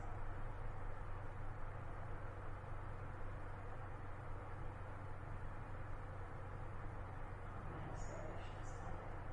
Pretty nice, huh? We just have a window. Air conditioners. We haven't put them in yet. Really? No, we'll need it tonight. No kidding, no kidding. Wow. We haven't, Okay. yeah. The nights have been nice, you know? Except for, I mean, we weren't here last week, so it's definitely gotten hotter, but last night was lovely, actually. I don't like it unless I really, like tonight, I think it'll be brutal, so we need it tonight. Do they have central air? What in the park? Yeah. No, wait, that's like Glamour camping. Steve on right now. I mean, truly, it's ridiculous. I mean, it's like, yeah, it's like an experiment living with nature. I mean, you can have walls around you, you can have a roof, but you know, yeah, the natural world, it's the walls are permeable. Comes right in. Yeah. So So we have a lot we put the of. mold in, which is nice. Yeah. Actually, this summer, hopefully with your being there, Yeah, won't be as much mold. Yeah, for sure, like we, yeah, I don't know, yeah, a lot of critters in there. We've had some squirrels, we've had some chipmunks, but mostly of the, Of the insect variety? Yeah. I hate it. Spiders everywhere, and there's like millipede, like everywhere in the parsonage. We see them all the time. It's so gross. Hate those damn things. Yeah, man, the parsonage. Yeah, what? Super cold in the winter time, like super hot in the summertime. It's Do you have an air conditioner in your bedroom? yeah, I put one in, turned it on for the first time last night. Okay. Yeah, we lost it. We put it in the kids' rooms like a couple of weeks ago, Yeah. and that's been enough to float around Yeah. upstairs. So, but last night I was just like, oh yeah, that's good. We're gonna need it tonight for sure. We're of course, in the stressful throes of refinancing, which, you know, we examine under every rock, you know what I mean? So I'm like, I'm wanting certain things done before the refinance, before the appraisal, and it's for fall. Can we do this, and this, so, can we paint, can we? And at least he has the skills to do it. Oh, he does, totally, it saves us so much money. Yeah. So, but we, yeah, so we, we're gonna go to the different things today. And, That's cool. That's that. Just remember here, that's the dude that chairs the board for Hope Partnership. I just saw it. Sent me. He's a guy who's built in St. really? Huh, David. because Pete, my brother-in-law's on the board of the different things today. Yeah. So, anyway, we got a rate of like 3%, which is pretty damn good.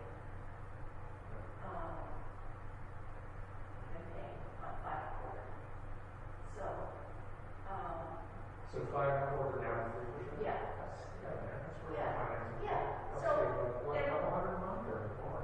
About 3, yeah, let's say it's 300 a month. Oh, And yeah, change. some money in your I pocket. know, That's great. I know. Sure, that's worth it. Exactly. I mean, you do pay, there are fees, and the bank lawyer who will use is Tom Richardson. Oh, really? She's like, yeah, and recommend you use whoever you want, but I don't know if you know him, but oh yeah, I know. So I haven't seen Tom since, I think since That's Sunday. that Sunday, you know exactly what I mean. Yeah. I haven't seen him since that Sunday. I thought, okay, well, it'd be good to connect on something. A little weird that he'd be a lawyer, but it's pretty straightforward. Yeah, I mean, I use them. I put them in service a lot for like contracts with the financial accounts, which I used to write about contracts. So, Oh, good. and I need a lawyer. You know how to do this, man? Can you help me? And he's always been really great. Awesome. He's been really great. Awesome.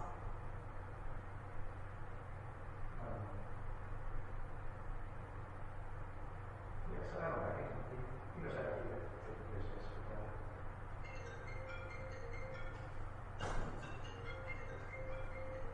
do wonder how they came into that house.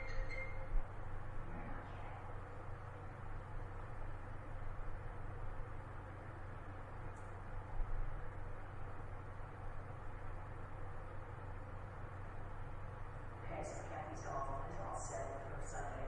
Oh, really? Good, she sent her stuff. Well, yeah, I have to finish it. Huh? I sent it last week thinking, like, it's Richie this week. I was like, no, everything's next week. So anyway, yeah, she had sent it already. I should have forwarded it to you.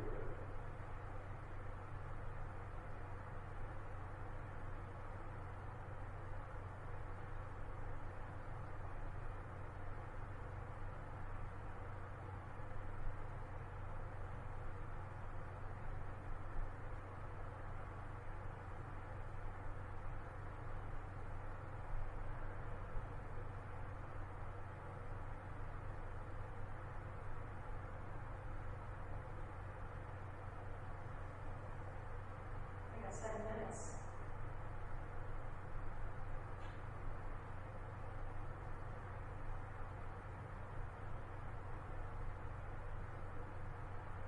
No more truth. Please tell me something. No, please tell me something.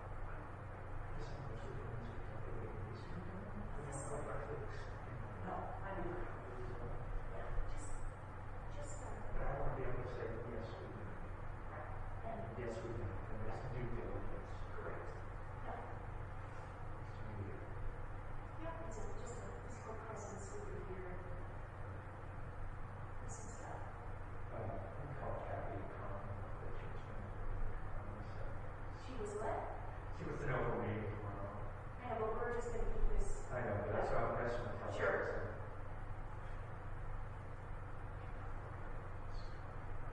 All right, then I'll text Joseph. And ask him to bring Martina.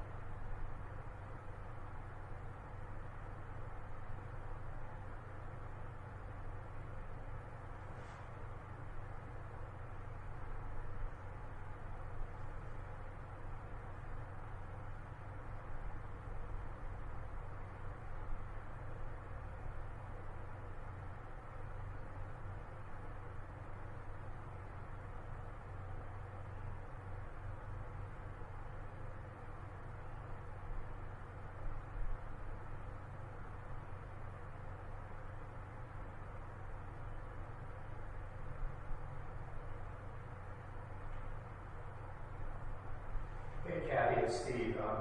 Just got your message here. I was thinking about the meeting a little bit, and I'm wondering if it would be better for me and Laura to meet with Joseph and hopefully Martine. I started to think like it might feel a little bit like ganging up on them to have 4 people meeting and asking questions.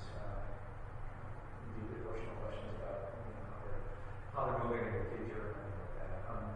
Anyway, so that's my gut instinct right now, is to just go ahead and do it with Laura, and then I can report back to you with a cookie and, yeah, just sharing information. But let me know if that sounds okay. I hope it is. But if that sounds okay, we'll go from there. Okay, talk to you soon. Bye. Good. Well, she's going to call right when we talk. Yeah, exactly.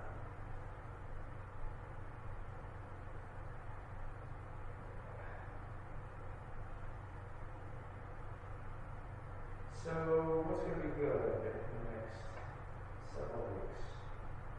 What will be good? What will be fun? We need to have fun. What's going to be fun? What happened to fun? Well, I'll tell you, I think my pool party was like so fabulous. I think cocktails on the beach, movie night,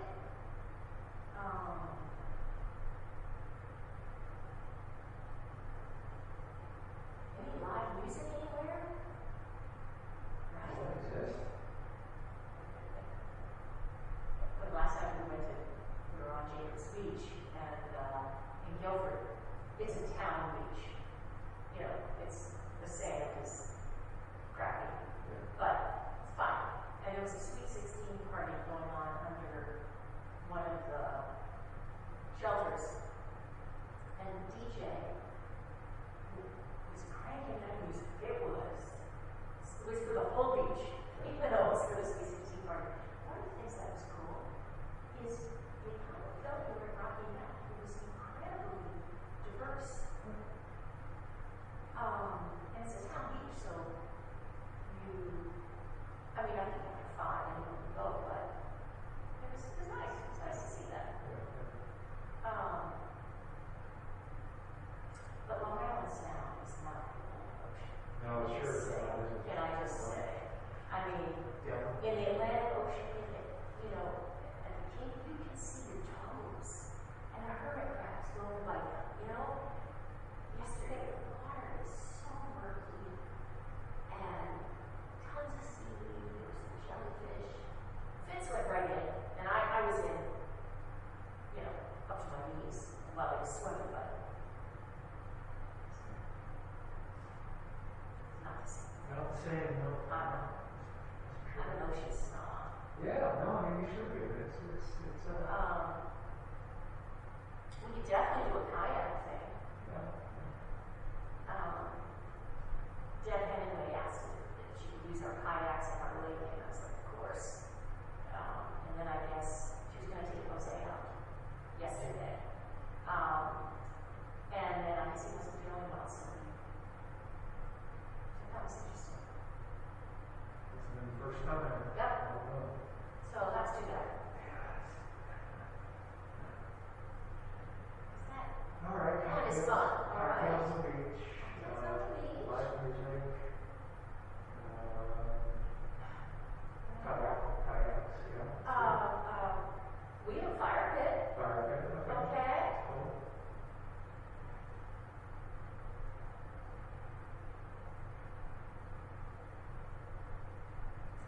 I think the cocktail thing is I don't know if you have the same response, but there are times where it makes me feel, you know, glad and euphoric. There are times where it brings me down and like,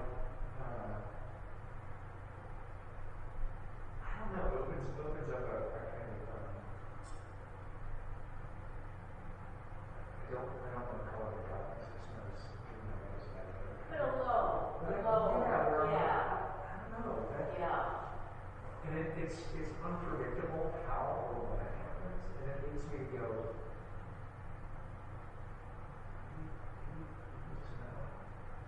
Yeah. Are you not now?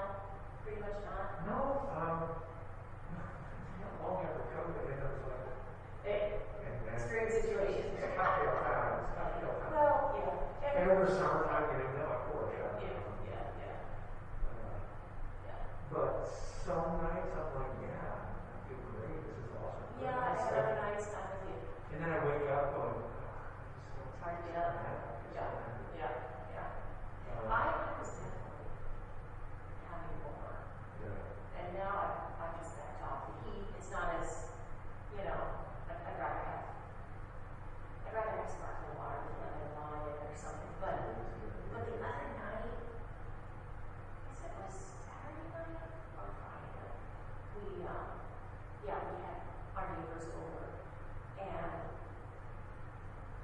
it was my first time this summer having a lot of time. And Paul got these little festive umbrella things, and it was awesome. Yeah. So, once in a while, but I agree with you. I mean, sometimes it can put you down. So it's good to know that, and I'm We should be definitely, projected somehow. We should be gauge, like, okay, now is not the time because it's going to take me in this direction. Or Right. now is the time because it will take me. right. So yesterday, I just had no desire at all. Yeah. But everyone around me was, and that was fine. Yeah. That was fine. But I realized that I was definitely having, like, a glass of wine, in the spring. It's definitely having, like, a glass of wine at night. Just a glass, that's not a big It's not a deal. glass, yeah, but every night. That's every night. Come on, that's No, not. most people not make it happen. Oh, you sound like Paul when I was like, I just think like having a glass every night. He's like, so? I'm like, yeah, but I shouldn't have it every night. So, to keep it special. Yeah. But, Yeah, I don't know. I watch golf sometimes. I don't know oh, if you're I worry about since COVID, well, since, Joan and, then Sally and his sister, because since then, well, of course I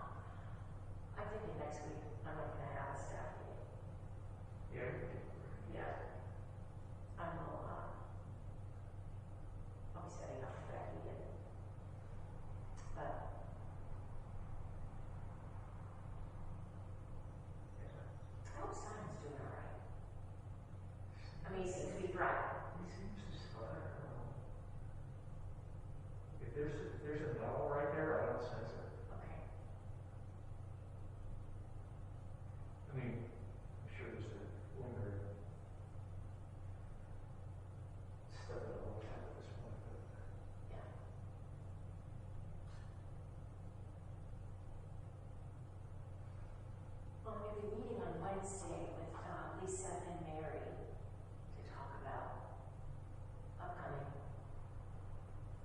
stuff. September. Really, Mary? Very bright. Oh, Brad. Not very close. I was going to say, I thought she was. No, very bright.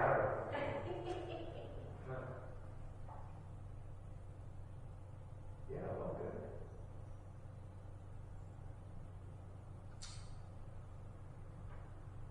All right, well, what do you want to do for fun? Like, what have you been doing for fun? Anything? You know, it's a great question. Yeah, it's a. Have you been getting together, like, socially with people?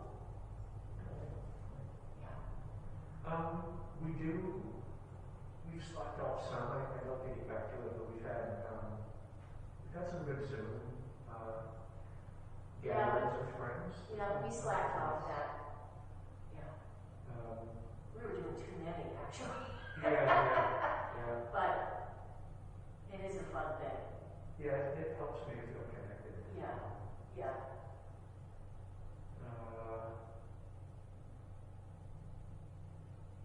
I don't know, Laura. Like, it's hard to just take like pure unblemished pleasure in something. I agree. You know, Oh, that's- totally. that's- It's always here. This is what we're living right now. Yeah. It's just always present. There isn't. And I think that's why alcohol has gotten kind of tricky, where it feels like Yeah. it sort of magnifies, Yeah. I find, like whatever anxiety of arbitrary, which I'm not typically a very anxious person, but No, you don't strike me as one at all. I definitely more so now. I sleep less well. I would agree. I do too. Yeah, it's just kind of nagging, persistent things like, Yeah. well, There's so many levels, because we've got really just the two overarching pandemics, the whole racial violence, yeah. and then the pandemic. And on any given day, one feels like it's in the forefront, and the other one is always there. Right.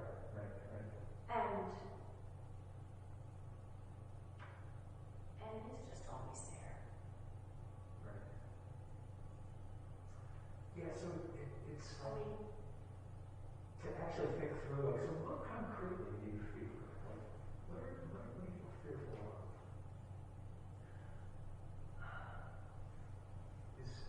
well, I have to say, I am fearful of what the fall is going to be in terms of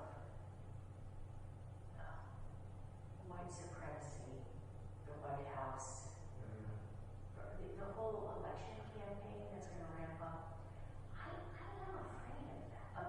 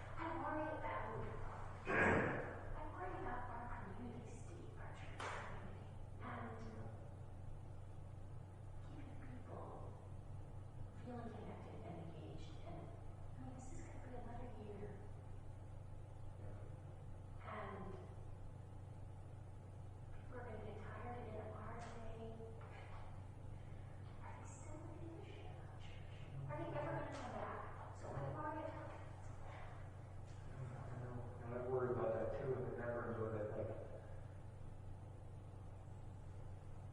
economic anxieties from like, what if the church finances tank? Oh shit. You're not kidding. Yeah. I mean, sure, that's always there. You know, all that stuff, and I don't know, look, the likelihood of any of that coming to a worst case scenario, it's so slender and slim, like, it's not. I mean, we are incredibly fortunate. $2.5 million endowment. We can't Totally. get away with Totally. shit. Like, so, to pay employees, but, Right. Right. but nevertheless. But nevertheless, you know, that sense of being a part of something larger than themselves and caring about wanting their children to be part of it and all of that. You know, the splintering of okay. Splintering of community. I mean, I think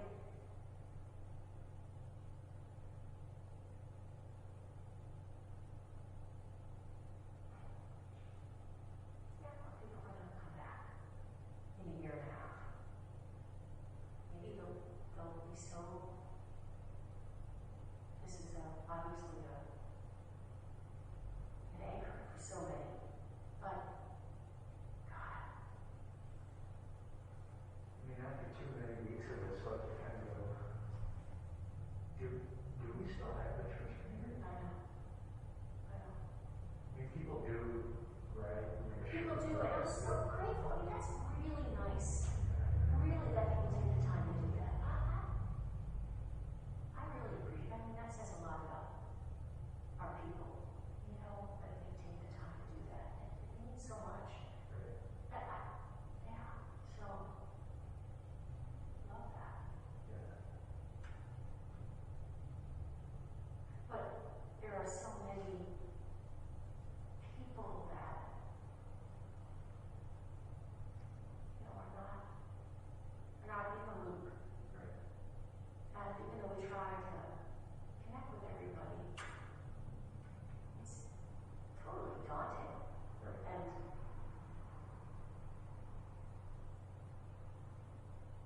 I mean, I guess we keep doing what we're doing. And then some, you know, galvanizing ministry that enables people to feel connected in a maybe a renewed way, or when we can't rely on outdoor anything except for small groups, but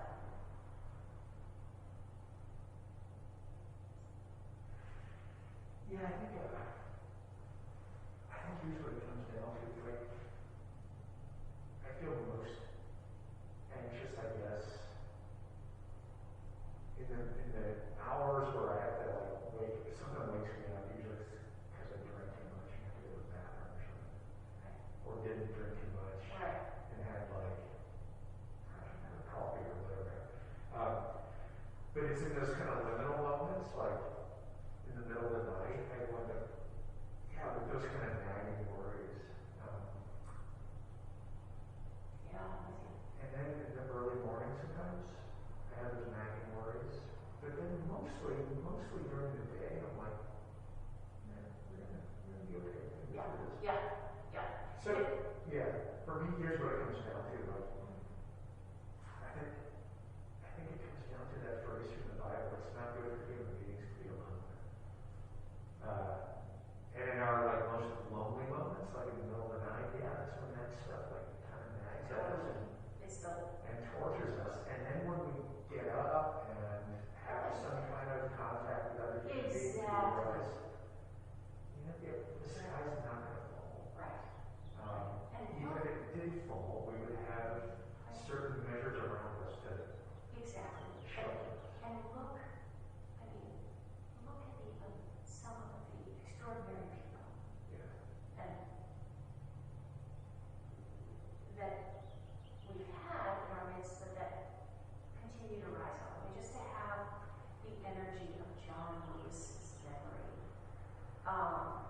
front and center again.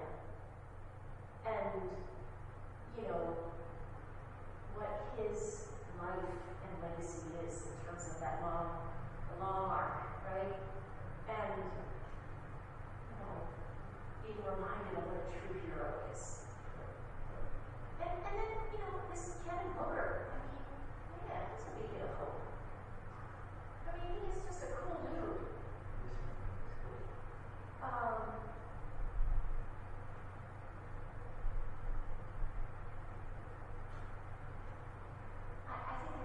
think I have to keep in mind, like,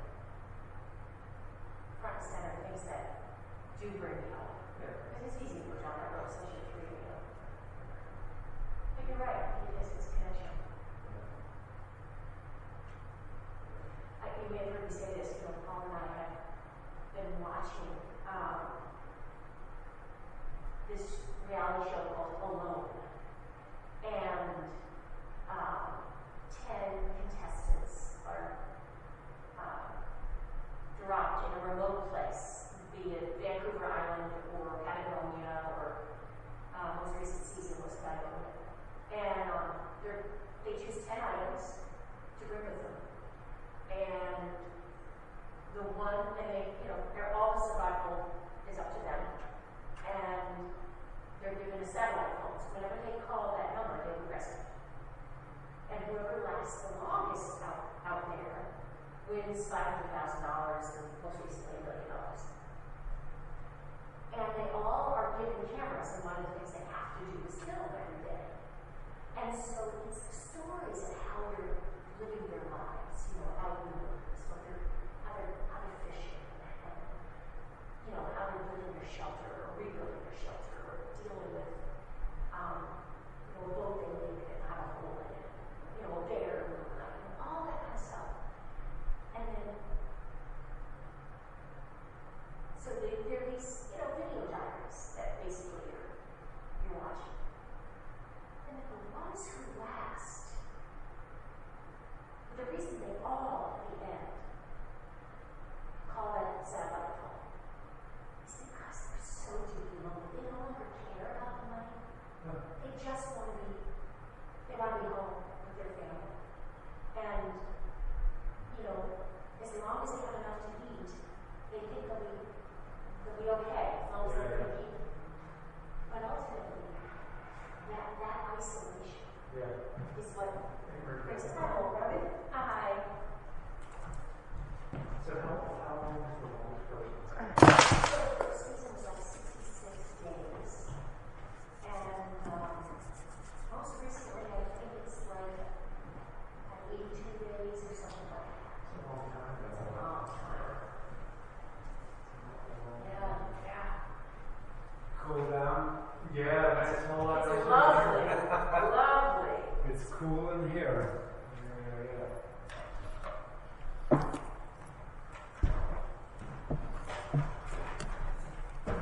All right, the selectmen have closed the executive session, and we can report that no votes were taken.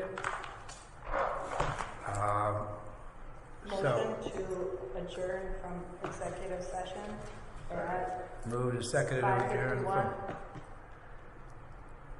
Moved at 5:51. We're adjourning the executive session. All in favor? Aye. Okay, thank you. All right. So, in order to move this matter forward, we are prepared to have a motion concerning this agreement, which will send us on the road to having it executed, and then we will make it public once it's signed by all the various parties that are required to sign it. Jim, is that on? The silver recorder? This is, Is it on? Oh, okay. yeah.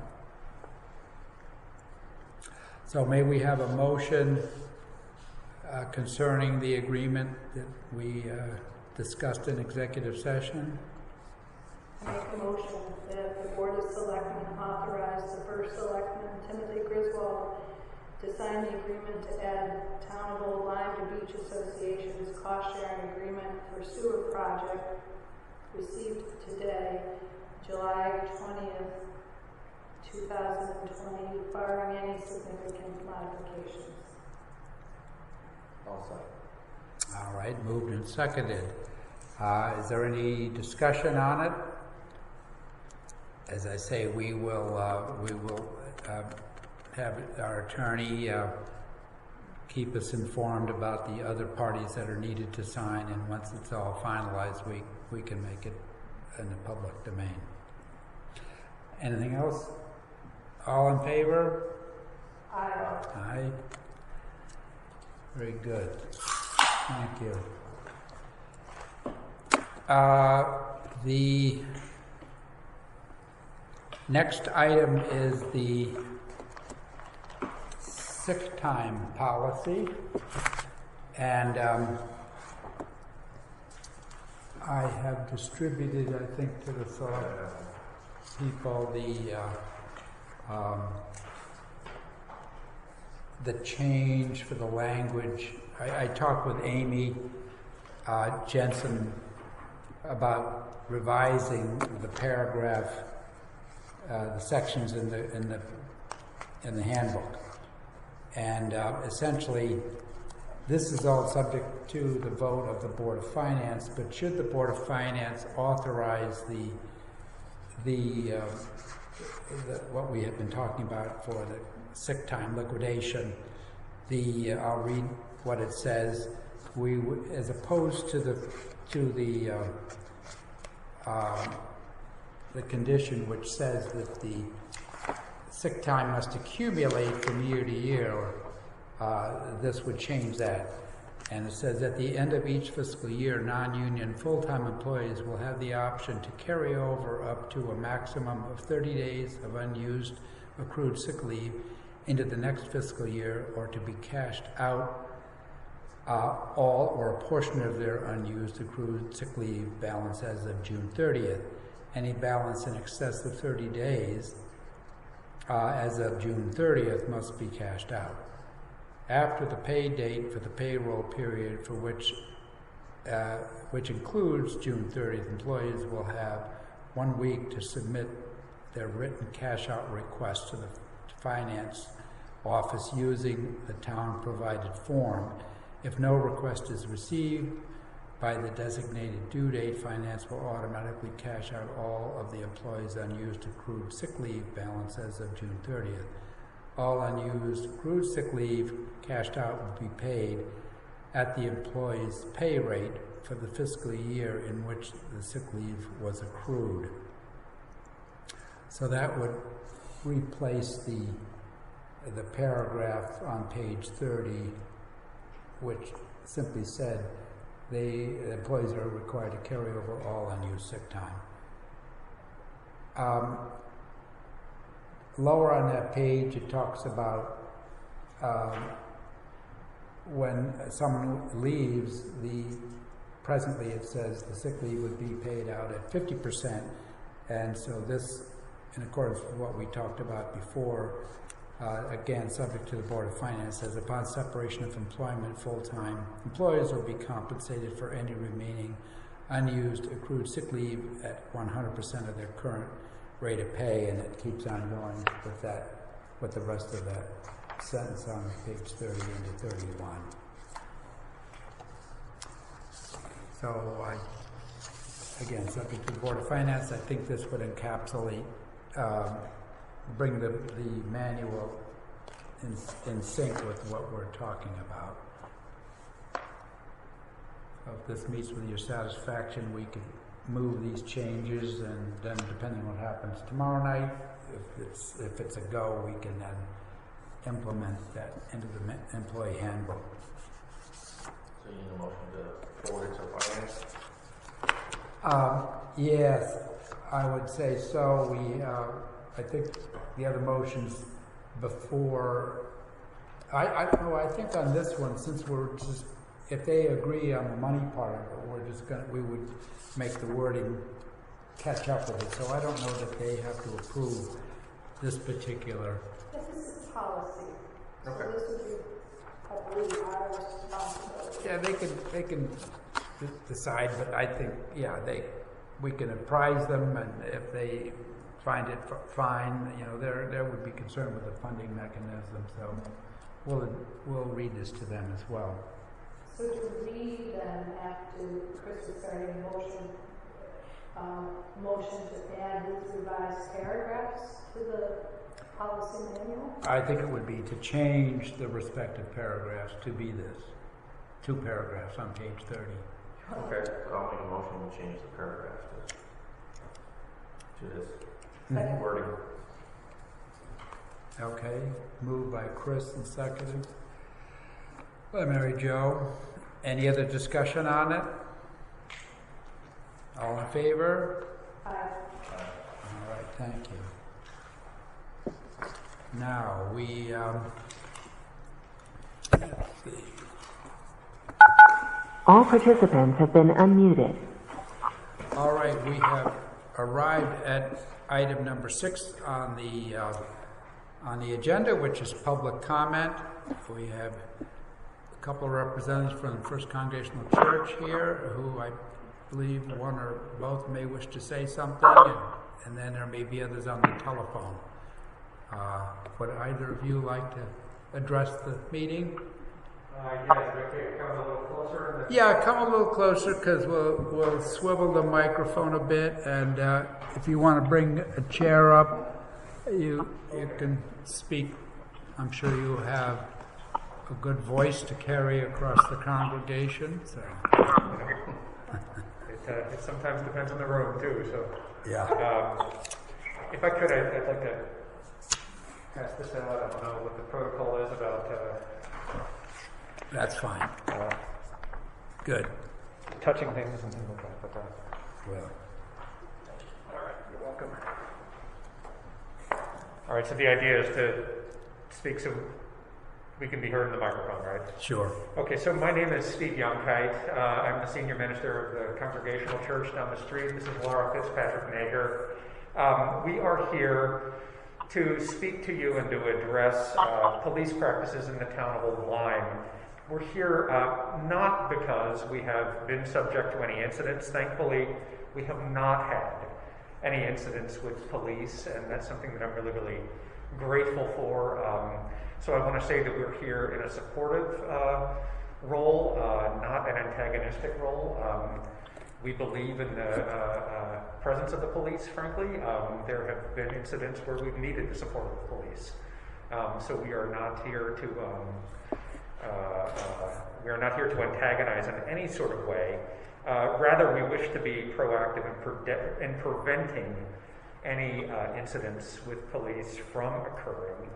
And we further believe that towns all over the state need to be seen and heard as taking some responsibility for reforming police policies and procedures. And so here, just in a nutshell, is what we're asking.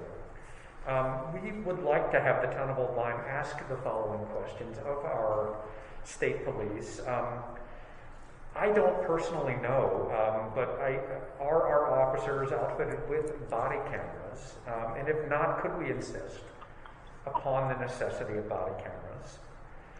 The next thing is we wonder if we could get a copy of the written policies and procedures for body cameras. We're curious about whether or not there's a program requiring anti-racism training on an ongoing basis with our local police. We wonder further if there's a review board for incidents that may occur, and are there civilian members of that board? And if not, could such a review board be formed? We wonder if there are full subpoena privileges for those review boards, if they exist, if they don't exist. We would love to make sure that those do actually occur. And then finally this, we would like to recommend that our police participate in something called ABLE training, which is short for Active Bystandership for Law Enforcement. And I've included a number of handouts behind all the materials I've given to you here, I participated in a day-long training program. It comes out of Georgetown Law School. It was pioneered down in New Orleans after the New Orleans Police Department had one of the worst records in the country, and they worked to create this notion of active bystandership in their police, such that when there were incidents, there was a culture of peer intervention, where it was baked into the culture to be able to intervene before an incident ever occurred. And so the idea is that before anything ever happens, you don't want to have a story to tell. You don't want to have a George Floyd incident. And you want to have the mechanisms in place to ensure that such things never, ever, ever would need to happen. I know we have a very competent and effective police force here, and I want to acknowledge that we support them, but I want to make sure that we never have to go through any sort of incident that might lead to any kind of violence or any kind of escalation of force that we would not wish to see. I think this ABLE training is really, really worthwhile. I think it's worth looking at. It's something that I'd like to take to the New London Police Department too. I have some contacts there. It's something I'd like to see in New Haven. It's something that I'd like to see all over the country. The city of Baltimore is instituting it. The city of Philadelphia has instituted it. The entire state of Washington is now instituting it. I think it would be a good thing for everybody. It's not intended as a corrective to police procedures. It is not a panacea. It doesn't solve everything, but it does work to create a culture where the sorts of incidents that we saw in Minnesota would never ever occur. Would just never occur because there would be a culture that would allow people to intervene prior to such things happening. Laura, would you like to speak to anything else within the? No, I think you covered it. I think just wanting to, as you said, be ahead of any problem, and that we are very grateful for the force that we have here. But the program of training for active bystandership is pretty extraordinary. And the other items that you cited as well. So wanted to, and also just underscore, if there was a review board in the air possibly with civilian members, that would be another way to ensure ongoing communication with our police force and support. Yeah, good. That's what we have, and so we'll leave these materials with you. And if you have any questions, have you an extra copy too that I could share with our? Yeah, thank you. We have a bunch of copies. We have several. Wow, that's good. There you go. Thank you. All right. I don't know, again, if you have any questions. If not, if so, I can address them as best as I can. If not, I want to thank you all for your time and for your willingness to hear us out on that. All right, thank you for coming by. All right, you're welcome. Very good. You're welcome. This is not for public comment so much, but I do have an open letter that I am going to be sharing with the Old Lyme community, and I do want to leave that with you. Okay. So that you're not surprised or blindsided by it. It is about affordable housing. Thank you. That.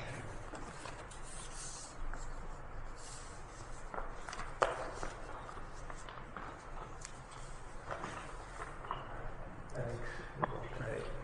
Thanks much. All right. Thanks so much. Very good. Appreciate it. All right. Yeah. Thank you. Appreciate it. Thank you, Mary Jo.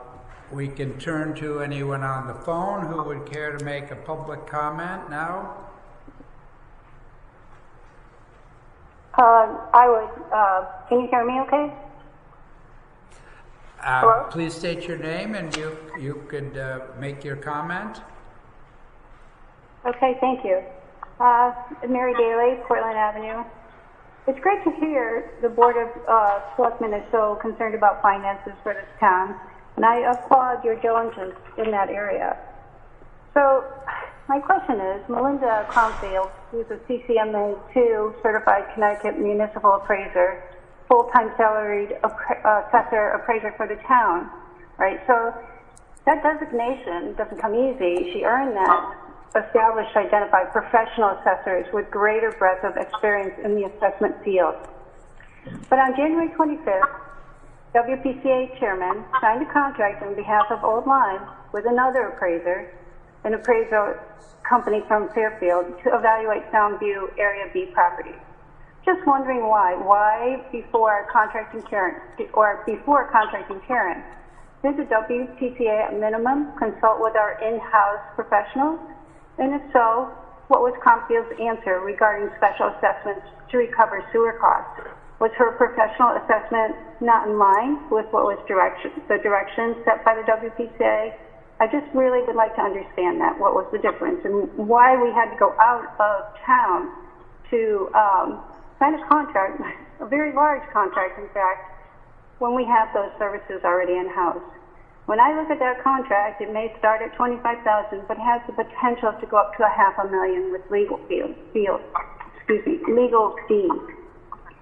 So I just question that contract and the expense there, especially in light of the financial ramifications of COVID-19 on all taxpayers. This past year, the WPCA also spent $48,000 on testing Hawks Nest 12 months, 10 test holes. All testing was completed quite some time ago. Has been available for a while. The WPCA, however, has decided to put the analysis of that test data on hold so that they could concentrate on moving forward with the cost-sharing agreement. Did you know that Hawks Test is less than 0.36 tenths of a mile from Soundview, a 3-minute bike ride, 5-minute walk along the shore? I must ask, if it was important enough to spend $48,000 of taxpayers' money to retest Hawks Nest, why was it important to retest Soundview, given that proximity? Anyway, even though the WPCA has decided to not analyze test results, one of our country's top analysts, a specialist with a PhD from URI, has reviewed the Hawks Nest test data this past week and determined that there is no problem there is no pollution. The same engineering firm that originally said Hawks Nest was polluted said that Soundview was polluted. Those original tests can no longer be considered valid for Hawks Nest based on the new test results. And without additional testing at Soundview, at best, we don't really know if there is a problem. At this point, you have to discard the old test data and you have to have new test data. Hawks Nest is only, again, 0.36 tenths of a mile away, and there's no pollution there. Would the town be held liable for accepting clean water funds if there really is no problem? I have to question why the WPCA pushed so hard to get the cost-sharing agreement signed today and this last couple of months. Why weren't they more concerned with test results? It's not as if the private beach associations could offer their agreement to the next bidder. There is no other bidder. This is not a one-day sale. It's a contract that sets the future direction for this town. It's a contract that is flawed because the data going into the contract is flawed. The WPCA doesn't even have an accurate household count. And by their own website statement, the WPCA is reserving, quote, only 50,000 of the 310,000 contracted GDP for Soundview Area B. 50,000 divided by 310,000 is 16%, and not 29.75%. Who will be paying for the other 13.75%?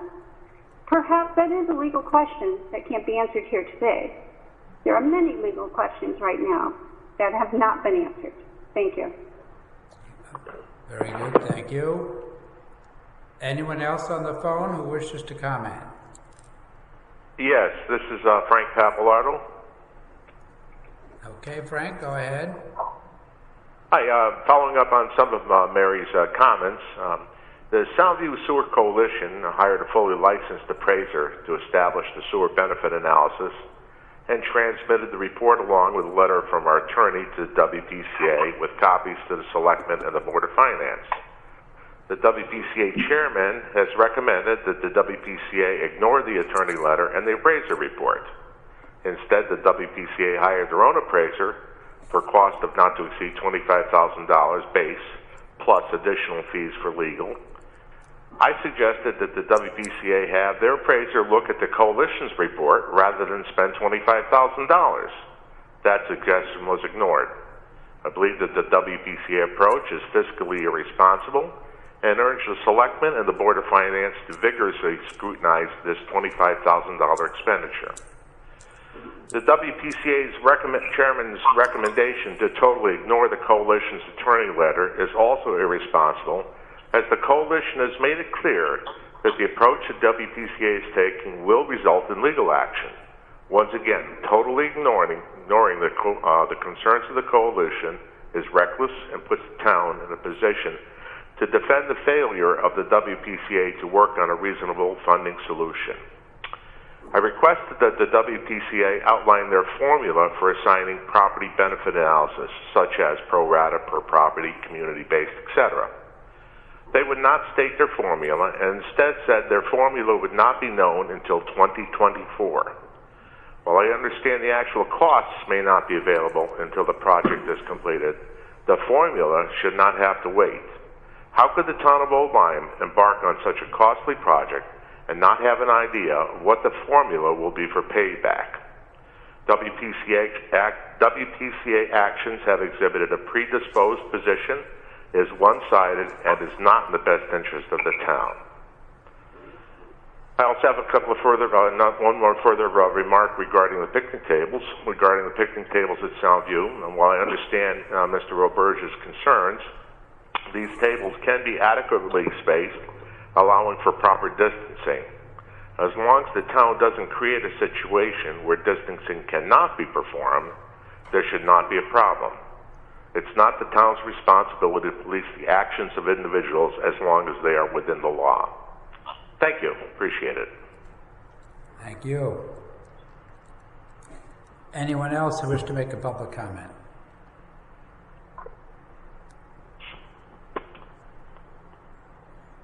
All right. We thank you all. We have other business now. Do we have other business to be considered? All participants have been muted.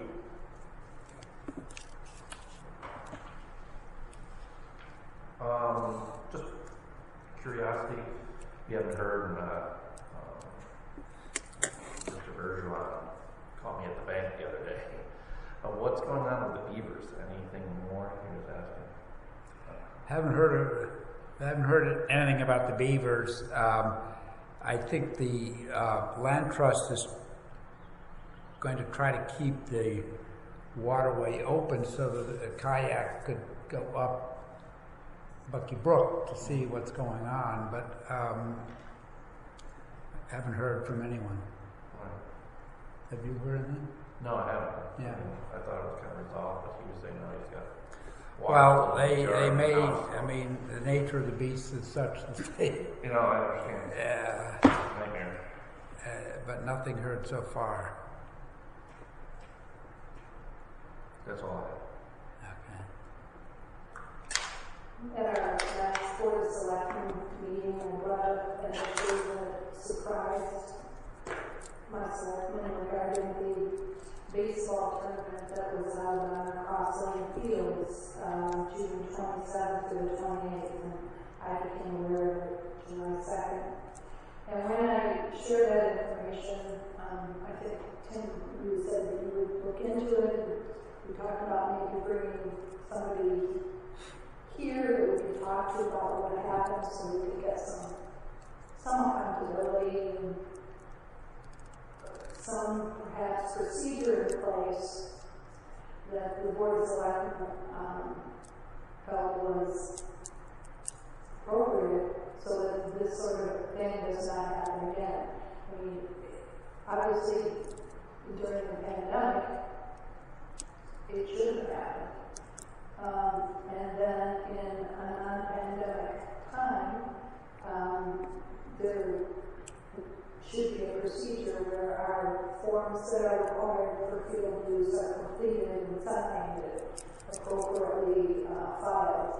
And this did not happen. So I'm wondering what feedback you have. Well, I spoke with Don, and I believe the way it appears to me is if the promoter did not fill out the paperwork and took it upon himself to host this thing. Don got a hold of him, and it was agreed that he would not do anything more than that weekend. In other words, the thing was supposed to go on for the summer, I gather. So I believe that the promoter simply was very presumptuous, scheduled this whole thing. I'm not sure there are other locations, but once Don became aware of it, I understand it was agreed it would not proceed anymore, and I think it was unfortunate that the promoter took these liberties just to use the facilities and should have known better, as far as I can tell. And so I think there is a process, and it was not followed. And once he became aware of it, I think he stopped it from continuing on. And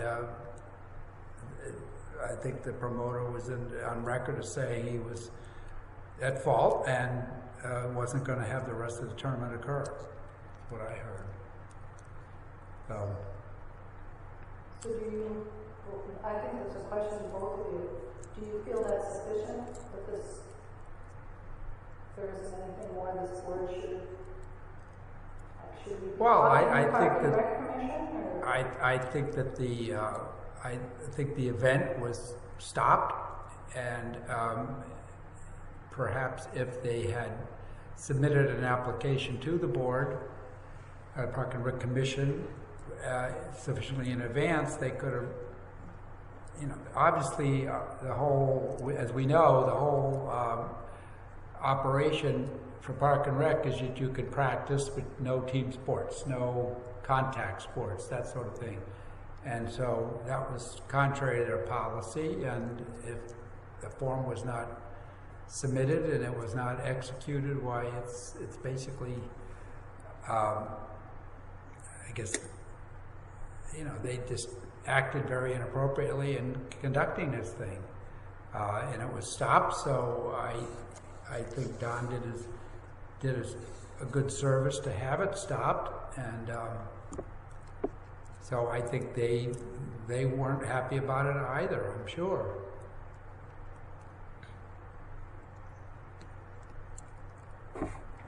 Chris, do you have any thoughts on that? Oh, I spoke to Don about it, and it was, it was a little different story than how you portrayed it. But I think if we want to be fair, we can let him come to us and explain it. Have you spoken to him about it? Mm-hmm. And what did he tell you? That he had a medical issue. He wasn't aware of what was going on. Once he found out it was there, he shut it down, and they're not allowed to use our town fields. Yeah, I'm not trying to paint Don Rugby as the person who falls on it. I think a lot of things fell through the cracks on this one in broad daylight. And what I'd like to see is the Park and Rec Commission act. I think perhaps there needs to be fines if something like this would happen again, whether or not it's during a pandemic. The system that failed. And well, if you have somebody coming onto your fields essentially without permission, then that's not in the rule book. They're not playing by the rules. So I think Don, being the front person, did what he could, and so I don't know that. I'm sure that the commission would not have allowed this activity given the nature of the team sport. It's against the policies that were established. So if you have an organization that just wantonly ignores the process and starts playing ball, it's you have to stop it, and it was stopped. Some might say it should have been stopped quicker, but it was stopped, and they will not be welcomed back without COVID or with COVID. They're done. So I think that's... Well, you want to, maybe next selectmen's meeting, you can have Don and a rep from Park and Rec come and discuss it, and we'll answer all your questions or all our questions and explain what maybe new policy might be happening. I think that's what I thought we had sort of agreed to at our last meeting. I think that makes sense to have them review what happened and put in some policy or practice that there is some ramifications to this. There's a fine at the very least. Look at all the people that were affected. On what basis would... Emergency management had trouble getting their vehicles out. They were concerned. We had a resident state's trooper that had to spend time and effort there instead of at the beach. And then, of course, we had all the other guidelines that were not followed. I think it's a case that ought to be looked into, and I do think it's not something that we can just say, okay, the promoter did this, and it was stopped, and we wipe our hands of it. A lot of people were concerned about this, and by ignoring that, I don't think we're doing our job to fully investigate it. I think you're trying to portray the commission as being derelict. If an organization came onto our fields and started playing ball without authorization, it's not as if the commission gave them permission to do that, as I understand it. And if there was to be a fine, under what basis would they be fined? That's what I think needs to be investigated. Well, I mean, obviously you're recommending a fine, but is there a document? Maybe a fine. I don't know, but I do think the commission is the organization to look into it. I don't know what the options could be. It may include a fine. A fine has to be described in a policy, and I don't know that such a policy exists. So making statements that there should be a fine, I think, may not be a basis on which a fine could be used. So we can ask for a statement from the commission as to what happened and why and so forth, but I don't think we need to have a great big finger pointing to the commission if they did not give permission and these people took gross liberties in using our facilities without proper authorization. How about we can just ask the commission what can they do to prevent this from happening again? Is that simple enough? I don't think it has to be any more than that. Okay. But it doesn't stop anybody from doing it next weekend. If somebody walks onto a field with a team, a policy isn't going to stop that. You have bad actions happening, and so I think you have to have, Don got word of it and had words with the promoter, and it was stopped, and so I don't think it should be portrayed that he is derelict in his duties. I think nobody said that. Well, you're making it seem like it's between Park and Rec and Bugby, there is a fault. And I think that when you have people coming in from the outside doing what they did, you have to react and stop it. And that's what happened. So I think it's being portrayed as a deficiency in the commission or Don's actions, and I just think that's Let me not start the case. where I started at the beginning. There's been a failure in the policy. I didn't name a person. I didn't name a commission. And I want that in the minutes.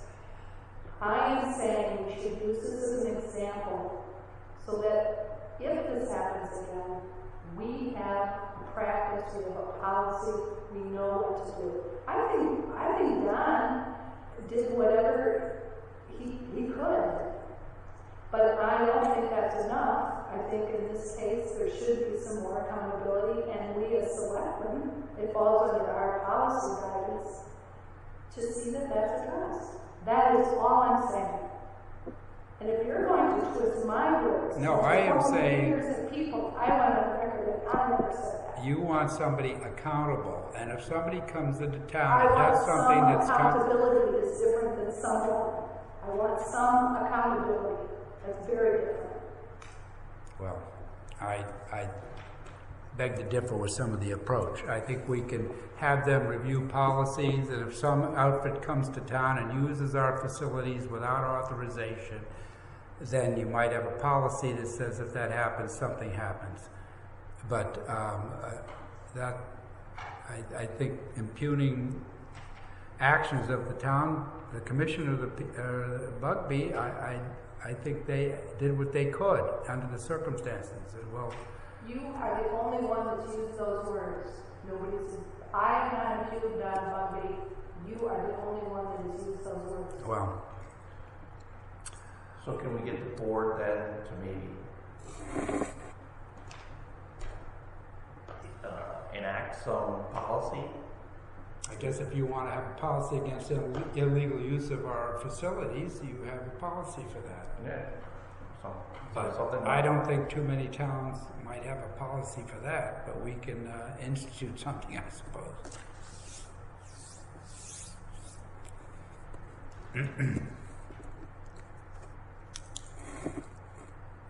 Maybe we can just talk to, have them come to us and just discuss this one time, and how, just basically say how, maybe it won't, how we can prevent it from happening in the future.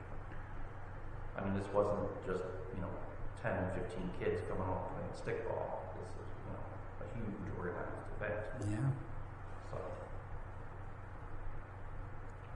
Anything else we want to talk about?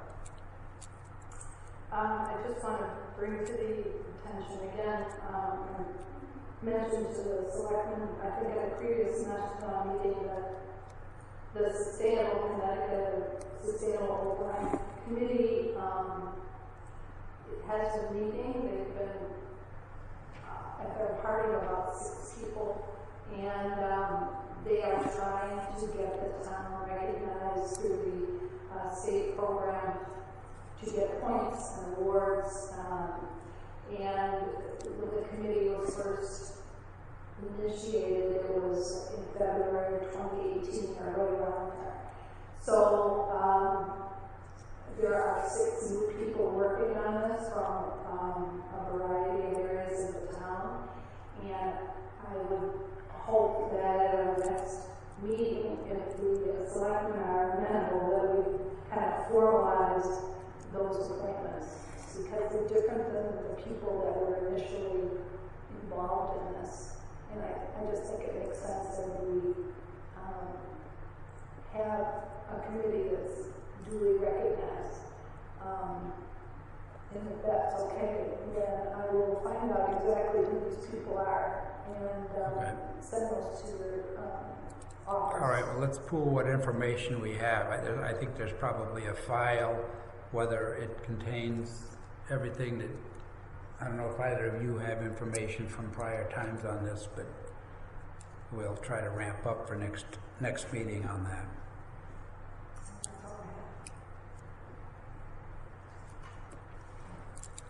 motion to adjourn. Okay, move to adjourn. Second? 18:30. I'll move and second it. All in favor? Aye. All right, thank you.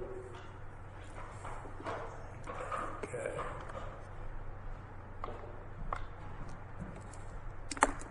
Now, we'll get this marked.